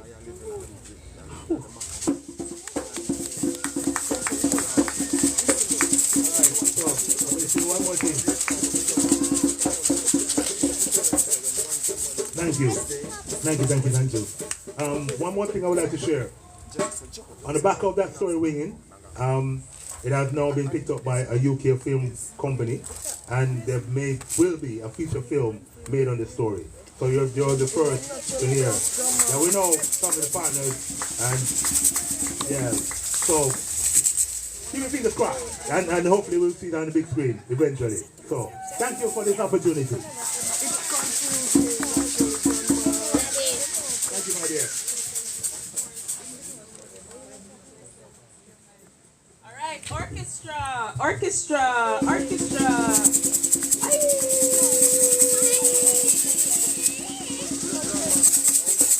All right, just a few housekeeping matters here. Now, before I go into even that, I want to acknowledge the presence of an amazing human being who has graced us here in Jamaica with his presence and his esteemed patronage, Steve Russell from Caricon, LA. So we hear about the Caricon Poetry Slam. It's the first time Caricon has its home here in Jamaica. Now, Steve is Jamaican, but it's the first time the Poetry Slam has been here, hosted here in Jamaica. And he partnered with nobody else but Jaiku. Yeah? That deserves some orchestra. That deserves some nice. Alright, so thank you so much, Steve, for... Yes, come and say a few words. Thank you for your partnership. Thank you for just all that you do for us here at Jaiku. We appreciate you 100%. They waited until I started eating before they called me up here. Yeah, as Casey said, it's a pleasure to be back home. The vibes is right in Kingston. And I love to see the energy. It was great last night. It has been great all week. And I'm looking at ways in which we can partner with other people to bring poetry and storytelling to the forefront. I saw my good friend Zico over there. We have been doing the thing online. Give her big up. So I'm a storyteller, so I guess come at the mic, I might have to do a story. So I know a lot of people out here come from country, right? You remember when the news happened overnight on the gate of a man, what the neighbor said? He said, Miss May, you hear what happened last night? And what the woman said? Pop Tory give me now. So out of that, I've developed my own little calling when I'm about to tell a story. So when I say, Tory, you say, oh, no, no, it. I said, story, you say. I said, I got a story, so you. And I say, give me, because I got a story, you say. I have an Edward Siaga story from the 1980, you say. And me say political, I not telling. And that's a Michael Manley story from the 1980. You say, I have a big boy Gigi story. You say, no, you can't tell it because you got Pitney round me. But when they say me have a Nancy story, you say, cause stories make the world go round and round and round and round. So pop story give me, I really do not mean. I said I really do not mean that what I am about to say is true. Because a story, yes, a story. So let it come and please let it go. Once upon a time, and Nancy lived in a place where bad mouthing and backbiting was very bad. And Nancy decided that he was going to go to the fairy gods and he will ask for one digga wish. That should anybody say anything bad about another, that they will fall down poof and dead. As soon as Nancy's wish was granted, Nancy, like a typical Jamaican, say, I must eat a food after this, so I'm going to make a fortune of this misfortune. And so, Nancy get himself a pickaxe, him get himself a hoe, and him set up at that big, broad, flat rock out that flat bridge, that everybody passing by must see him. The first day, Nancy was there. He began to knock, pong, pong, pong. Brother Pig was the first one coming by. Brother Pig said, Brother Nancy, what you doing over there? Brother Nancy said, you know here, Governor passed law that say, famine is coming on the land and everybody must farm. And I'm just trying to see what I can do. Now, before Brother Pig move off, him say, will you see me dying trial? Good people farm and good gong, and Nancy farming and rocky soil. Guess what happened? Brother Pig no fall down, poof, and Nancy run over, pick him up, put him in a bag, and say, that's not the way one should talk about a man. The next day, Brother Cow was the next one passing by. Brother Cow said, morning, Brother Nancy. And Nancy said, morning, Brother Cow. Brother Cow said, you know here. He said, what you doing over there? He said, you know here, the governor passed law that say, what the governor say? Famine is coming on the land and everybody must farm, and I'm just trying to see what I can do. Now, Brother Cow went by, and Brother Cow, him say, you know, them a farm and rocky down, and Nancy fall, Brother Cow fall down, book, and Nancy pick him up, put him in bag, and say, that's not the way we should talk about a man. Now, Brother Horse come by, Brother Goat came by, and them two fall to the same fate. Then the next day, Brother Duck came by. And Brother Duck said, Brother Nancy, man, what you doing over there? And Nancy said, you know, here, Governor passed law that said famine is coming on the land and everybody must farm. I'm just trying to do what I can do. No, Brother Duck didn't say anything. So here, Nancy now. So Brother Duck, what the news in your neck of the woods? Here, Brother Duck, you know, it's interesting that you'd ask. Because, you know, last night I had a dream. I had a dream that I was on this long land for too long and I haven't gotten married, so I'm just going down to Oatfields to see if I can find a little bonus. Brother Nancy said, oh yeah, long boat, brother big talk about him, I try to find wife when me can't find one, and Nancy fall down, boop. Brother Duck run over, pick him up and put him in bag and say, right, so the moral of the story is, if you have nothing good to say, don't say nothing bad. And I'm making a Jack Mandora.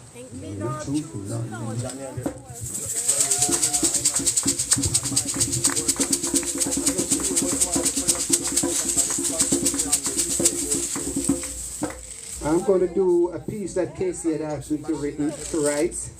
I want to test it out. I'm going to have to read it. But it's a piece that was inspired by the theme of our recently concluded Poetry Slam. This one is called Resist, Reclaim, Reimagine. If not me, then who will stand? Feet firm like roots in sacred land. And if not now, then when will time bend its heart towards a dream in mind? Resist the chains they try to hide, the silent laws, the stolen half pride. Resist the fear, the whispered doubt, the walls they build to keep us out. Reclaim the names they cast away, the tongues they silence, the song we say. Reclaim the drum, the dance, the pipe, the fire burning deep inside. Reimagine skies where shackles break, where history bends but no one take. Reimagine hands that shaped the land, and bowed and broken, free to stand. So if not me, then tell me who, and if not now, what will we do? The time is ours, the path is wide. Resist, reclaim, reimagine, and rise.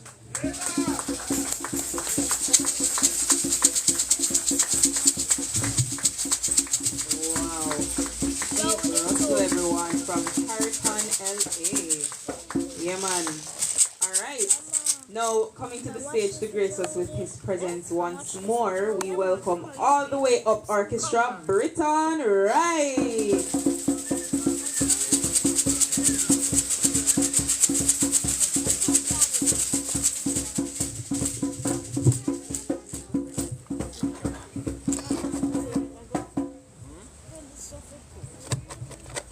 Black woman, me no see what fi stand next to you.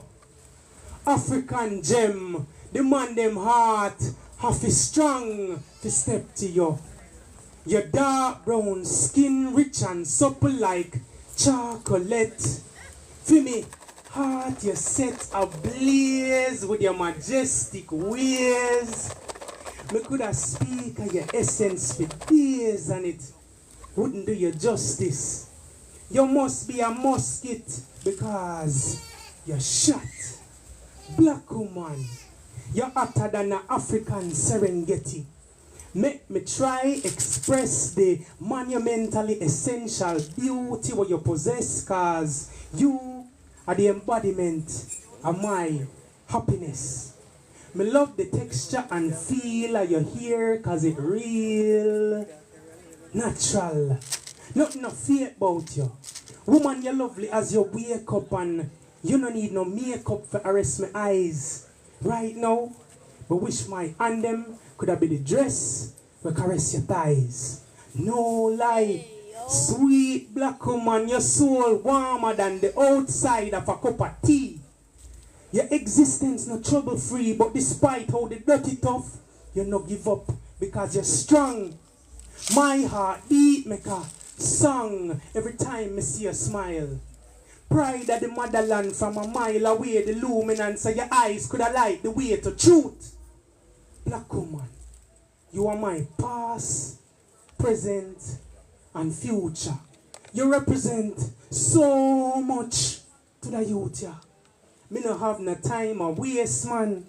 Me love you without hesitation and my mind stuck on your station. Me no need nothing else. Me a stay upon your frequency. Cause me admire your decorum and decency. You sweeten the soul. Me want to hold you forever. Black woman, me will never stop admire your sexy walk and the bold, eloquent way you talk in every conversation you spark. You are my African treasure. Your beauty knows no limit or measure. Your hurt is my pain, and your joy is my pleasure. Black woman, give thanks.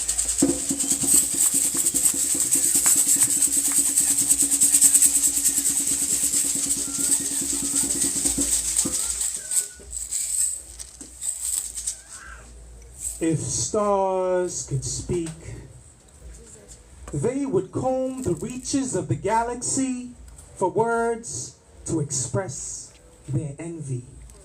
Yes, goddess, your beauty makes constellations grow unfriendly. They frown whenever you come around, cause You're like Prometheus, just stealing their fire. Attired in freedom and lavish loads of lovely, oh woman, hearts gurgle and grow bubbly at the mere sight of your reflection. Birds sing sonatas and flowers pay homage to your conception. No question about it, don't doubt it for a second, it's clear. You're the reason clouds cry tears. Even loyalty would commit treason if he could make you his business. Poets make a wish list of words to the heavens just to describe you. Scribe joy upon the faces of little girl and boy. Do you make toys of us with voodoo eyes arrest? When you move, the winds caress your vigorous figure. Bigger grows my chest from watching you waltz by. Every man has hawk's eye observing curves and caramel thighs in motion. Rivers of logical thoughts and notions disappear into an ocean of clear the longer your hair. Hair natural and flowing like streams of black ink on paper. Essence fresh and green as trees festooning forests of Jamaica. Lips as pink as life's crayon rays lay on late evening skies. Saxophone cries sexy lies. Your whispers and sighs belie. Try though they might, diamonds from the depth of the motherland's kimberlite dare not outshine the bright from your eyes. Said if stars could speak and you make saxophones cry, if only stars could speak. Give our thanks. Bless you.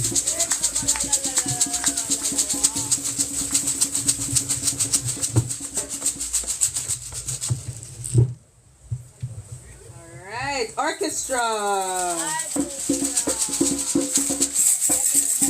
Yes, that was Britton Rice.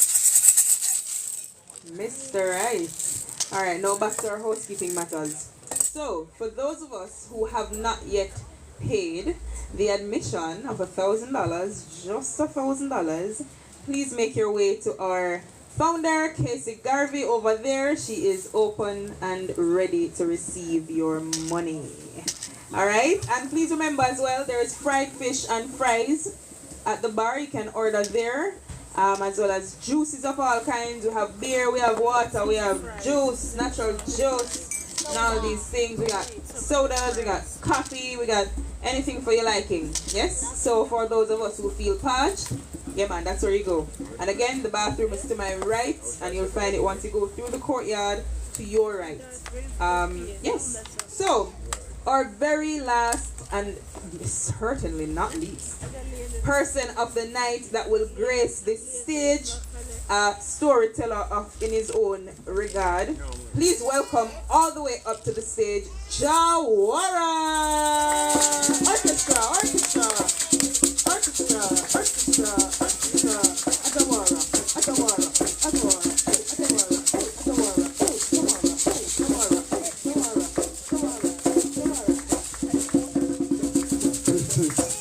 Give thanks. Oh, greetings. No one, I don't like that. When I say okay, you say alright. Okay? Alright. When I say alright, you say okay. Alright? Okay. Okay. Alright. Okay. Alright. Okay. Alright. Okay.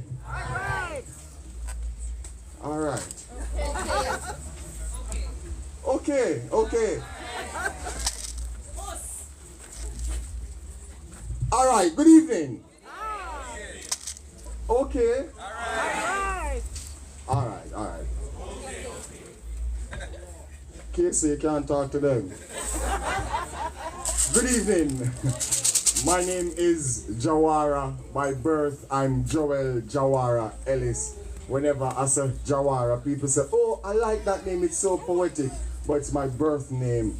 We have a family tradition, biblical first name, and then African middle name. So we kind of keep that tradition. So for my parents to always remind us that God comes first in everything we do, and we are from Africans, hence the African middle names. So I kind of keep that tradition. So whenever people ask me, your children, their biblical first name with Rajala, because I'm a girl dad first. Anybody who know me knows it was me and my little daughter, me and her, one for years before I met the love of my life, my wife, and I'm a happily married man.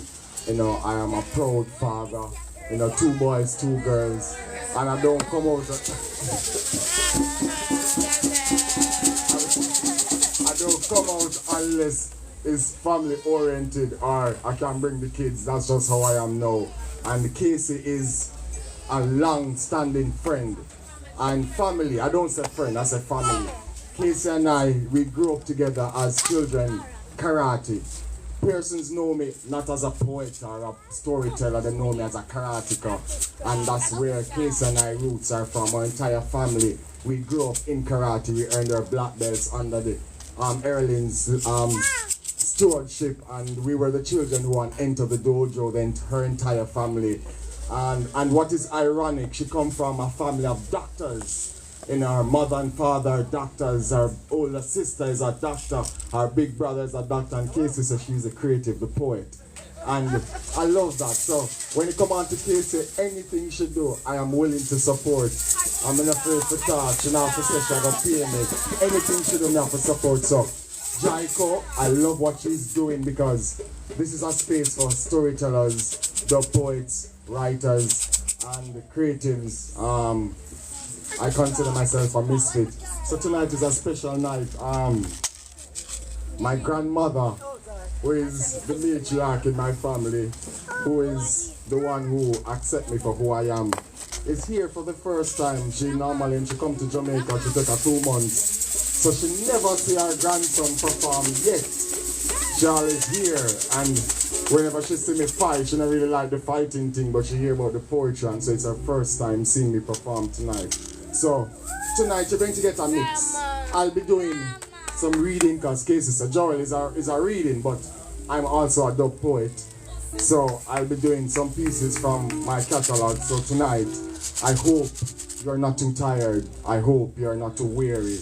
So I am Jawara, who I am seed sowed on the Ivory Coast, roots transplant, grew in the Caribbean. I am not what you see or hear, I am rhythm, blues, drums, beats, transcend, walk through dimensions, black redemption, I am, never slighted, consciousness highlighted in hue, tissues and bones cannot be told in his story. Royalty I am, that man who stood on the towers, who built your towers from floors, a child who stood on the floors. Going once, going twice, 30, 40, 50, 60. I am seeds, suckling seeds from kings and queens we came. Stolen from grips on life, destroying ancestral paradise. Torn apart, scattered across globe, 24 time zone, human herding. Pile packed in ships linked to slave like... Listen to the children cry. Mind, body beaten, stripped skin with identity. Are these not scars, but listen to the waves. We've come so far. Who I, Jawara, revolutionary, 400 years and still on a journey. Who I, Jawara, peace, love you.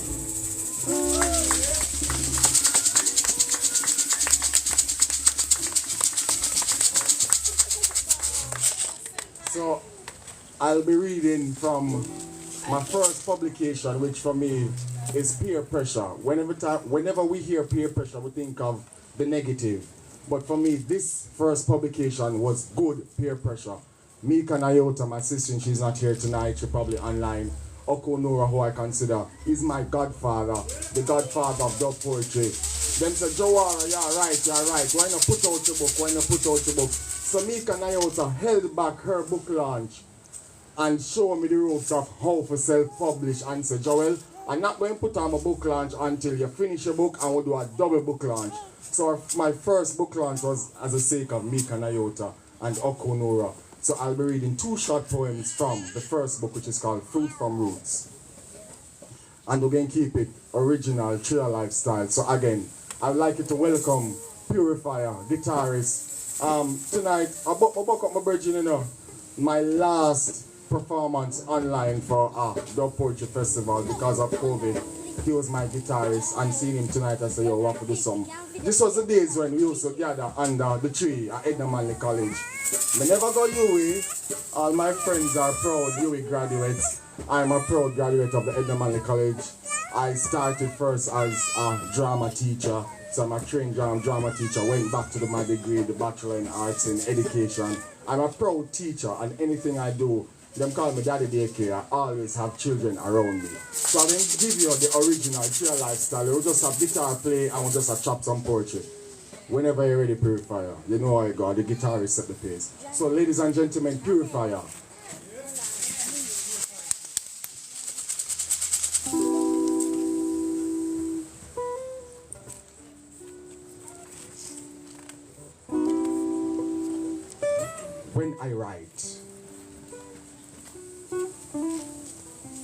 When I write to be free, flying, soaring, cutting wind in flight, taken away in tranquility.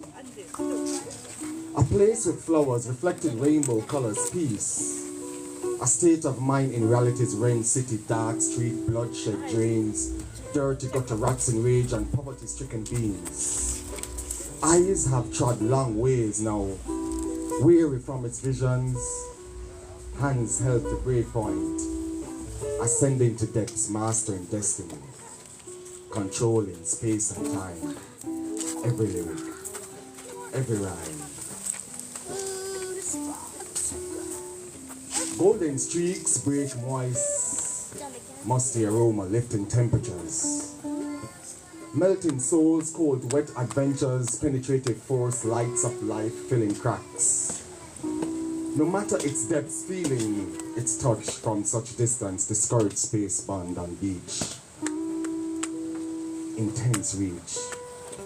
Blazing heat producing perspiration from head to feet, watching weeping willows later that night. Skin roasting, hue changing, red, purple, black, blue. Who knew days dawning be so beautiful?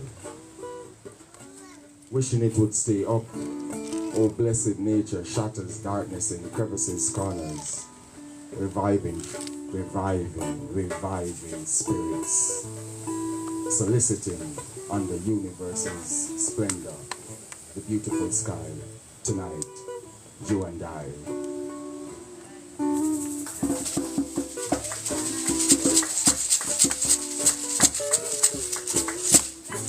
Woman.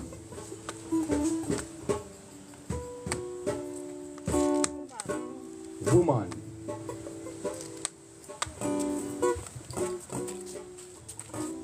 Afro queen, black beauty, one who wraps me in bosom of love and warmth, faithful, expressions priceless.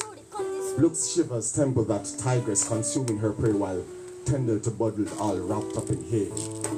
Strategically herding over boundaries, living like pure, serene waters, still is pacifying evil.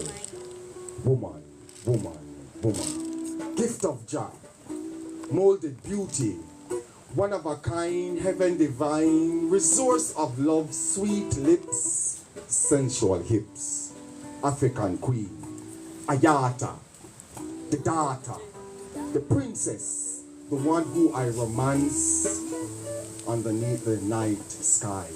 African queen, you are beautiful, beautiful.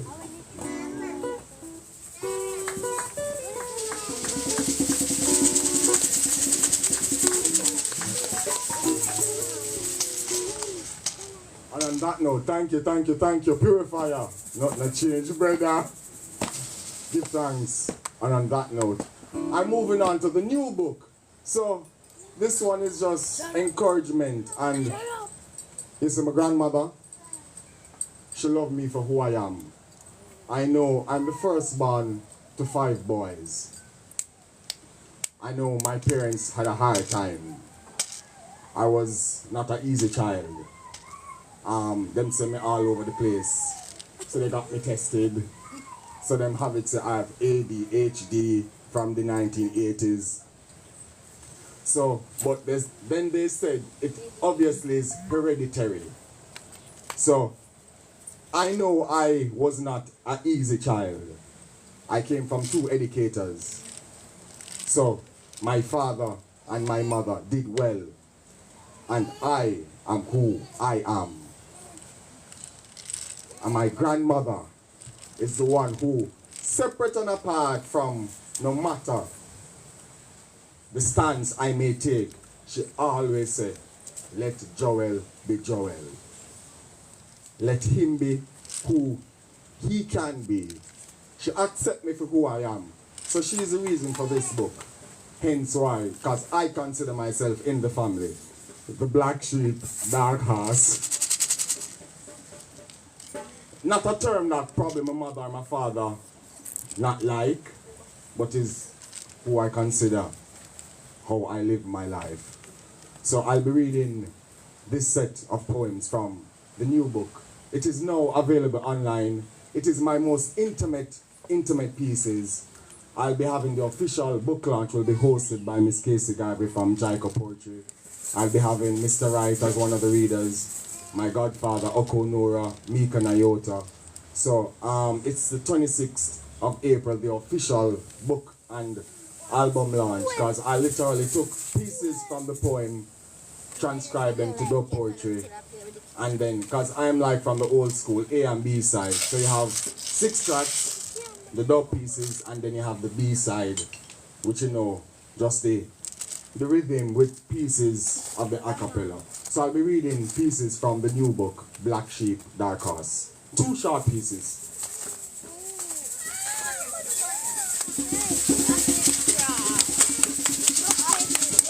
I firmly believe in balance, the family, man and woman, and I will forever say it's 2 gender. Any other gender is an agenda. Hello. So I'll be doing a combination of pieces from the book, one entitled The Power of a Woman, and then The Power of a Man. Let me start with The Power of a Man. I like to save the woman for last. You know, called the queen. Him stride deep, step carve in the earth like prophecy. Fingertips map struggle yet gentle as poetry. Voice roll, shake the mirror space. Shoulder wide, rough, to carry time, yet know to embrace. Him reason wild silence, measure weight and storm. Stand up in furnace and still keep calm. Foot not afraid for gravel, no shrink from tests. Heart drum steady even when pressed. Him know the edge, where shadow stretch long, where mind and memory wrestle for strong. Him hear the call for slap, for slip and fade, yet grip life firm, make iron from blade. Him move with patience but strike when due. Him shape the world and still pass through. Him strength no boast, no need no chain. Him power found in the rise even after pain. Him walk with thunderbolt pressing on him spine, jaw carved from mountain, voice heavy like age. Him eyes deep like well-honed storm and peace, hand deep rough, but still trace love in a crease. Him wrestle with silence, him battle with doubt. When fire come test him can't burn out. Him walk till marrow raw, till nails split, yet still find melody in hammer and grit. Him know war, see blood baptize the dirt. Know the weight of loss, know the string of hurt. Him silence talk louder than word could shape. Him study the wind, him sidestep the rain. Him feel darkness perch on shoulder like dove. Know the call and the void but can't let go. Him stand in a grave and still plant tree. Him kneel in a battle but still fight free. Him can't live pan title, can't roll with fists. Him strength in the knowing, him force in the twist. Him rise with the sun, him make shadows small. Him power not in the height, but the way him don't fall. The power of a man. And the that can balance the power of a woman. She rise like the moon but shine like no other. Barefoot from battlefield, spine straight like ladder. Breath smell like revolution, she talk in drum beats. Finger quick to raw with the work, yet touch still sweet. She birth warriors and poets, vision and rage. Can't tame her mind, it bigger than cage. She whisper to time, make clocks move slow. She plant seed in stone and watch rivers flow.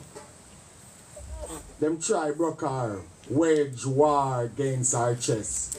She cradle the dead, still feed the rest. She wring blood from silence, spit pain in a thread. She salt the wound but still make the bread. She know how the night wail, how madness creep, how life full of battle but extinction can't keep. She bend but can't snap.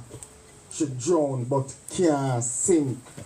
She turn grief in a ink and make warrior think. She see suicide perch pan raven pan the sill. She see bird scream and oblivion come still. She need sorrow, she stitch joy tight. She rock the world in her lap at night. She nah beg for crown, she nah bend for chain. She rise like the moon and she dance in the rain. The power of a woman.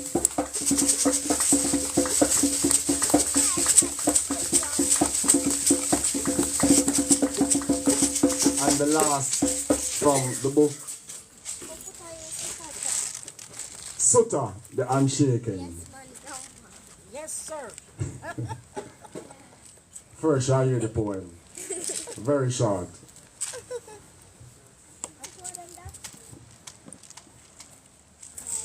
Like ink on parchment, she remains deep, unwavering, and indelible. Matriarch of the line, pillar of my beginning. The first embrace I never had to earn. She sees the cracks in my foundation and does not turn away.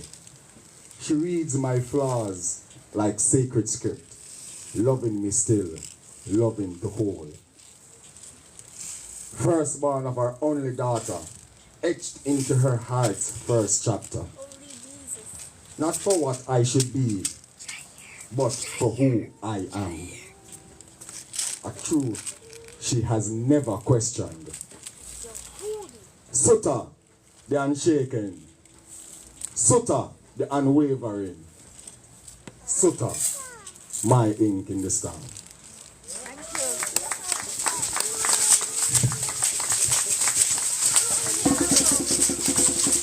And that was readings from Fruit from Roots and Black Sheep Dark Hearts. And I'm going to close with my pieces because I'm a dub poet. And at this time, please, I'm not going to stay any much longer. I'm going to cut it short. But I'm going to do two from Black Sheep Dark Hearts. Can you play for me a dub? And again, give thanks my brother, Purifier. Dub a dub is how I say what is happening now. And again, I have a serious stance on certain things, and I am not going to change, or I'm not going to bend or unwaver. Even my own mother, she and I have many disagreements, and I will not waver or change. Dubba dub.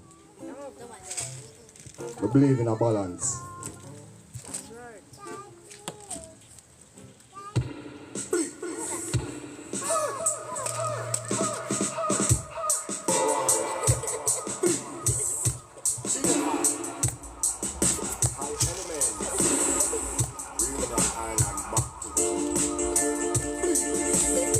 Water walk go a pumpkin belly. Where sweet nanny goat in a love rhapsody. Whether dub wise or sweet rhapsody. Give me the beat and I might make a drop poetry.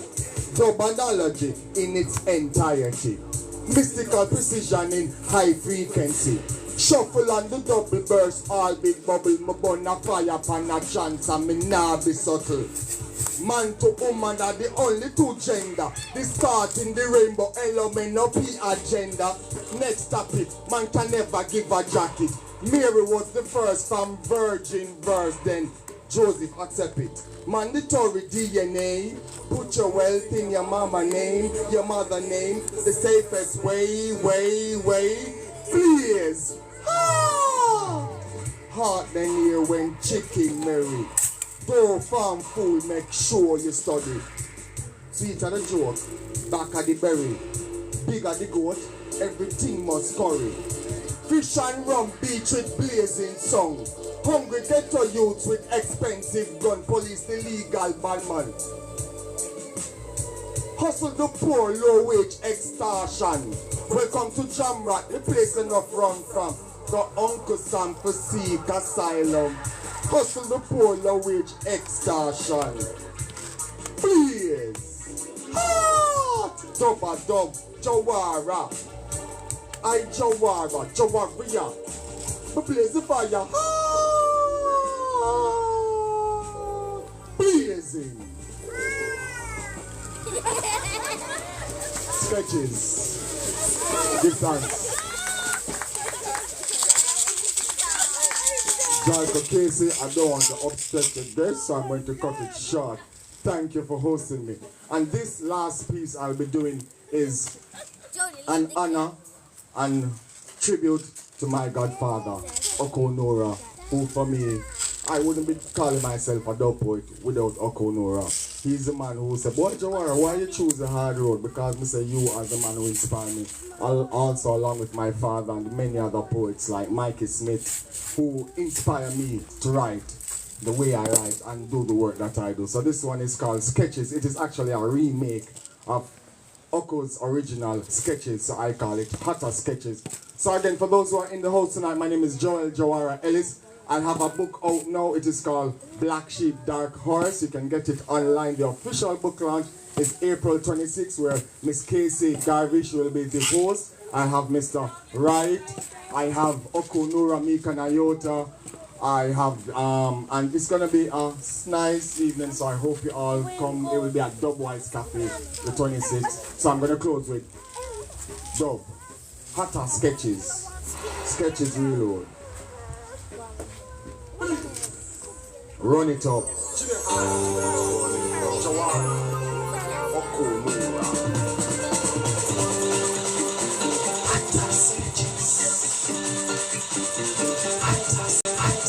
It's real, and them don't know how it feel. It's hard. Man just a first shot. Who are the shotter? It's red. Them shot John Tam dead. Could be your brother. The shotter start wonder how this happened to me. A harmless riverland in the deep dark sea. A soldier or a stepper. Me never plan to be. How much more choices really open up to it? Them a sit down and attack in a high society when them don't understand the hardcore reality.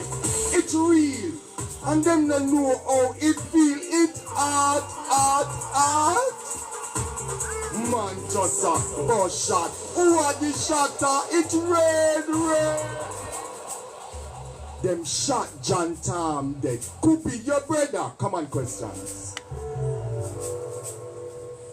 Common questions me really have to ask. Drugs don't make you. Where them come from? Who pay to bring them in? Who give them to your son? How come hungry youths are walk with expensive guns? So many innocent people skin I get burned, and the people are really penny how the place start run. Shatalik, Macastick, every corner you turn. It's real. And them don't know how it feel. It's art. Man just a first shot. Who are the shotter? It's red.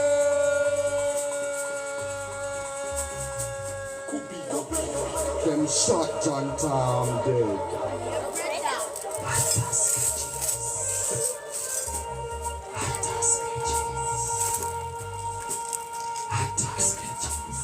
Blazing, flaming.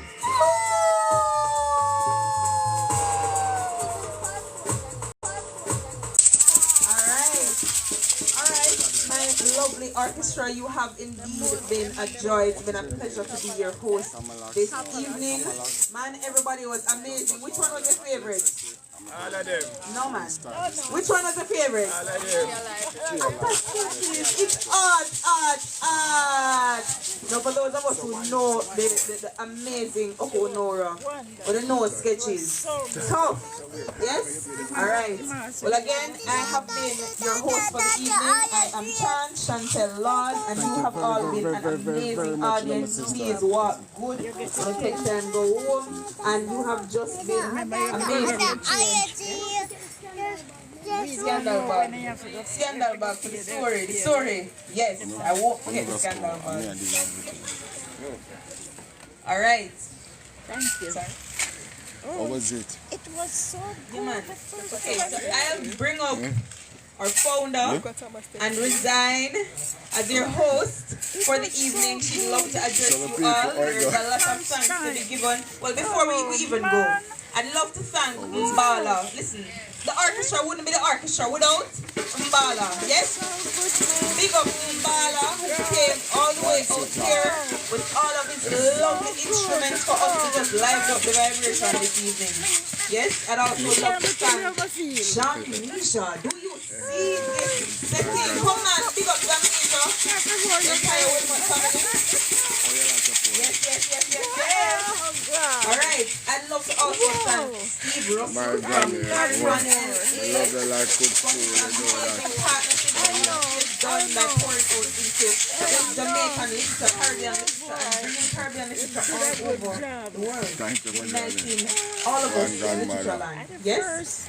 First And year. the I know. performance For all these years, right? Poets alike. Thank you, Steve Russell. Thank you. Alright. And I also like to pick up Jaiku Poetry, Casey, Britton, Robin, and myself. It has been an amazing week. We are very young and the support has been fantastic. So I just want to give thanks. Thank you so much.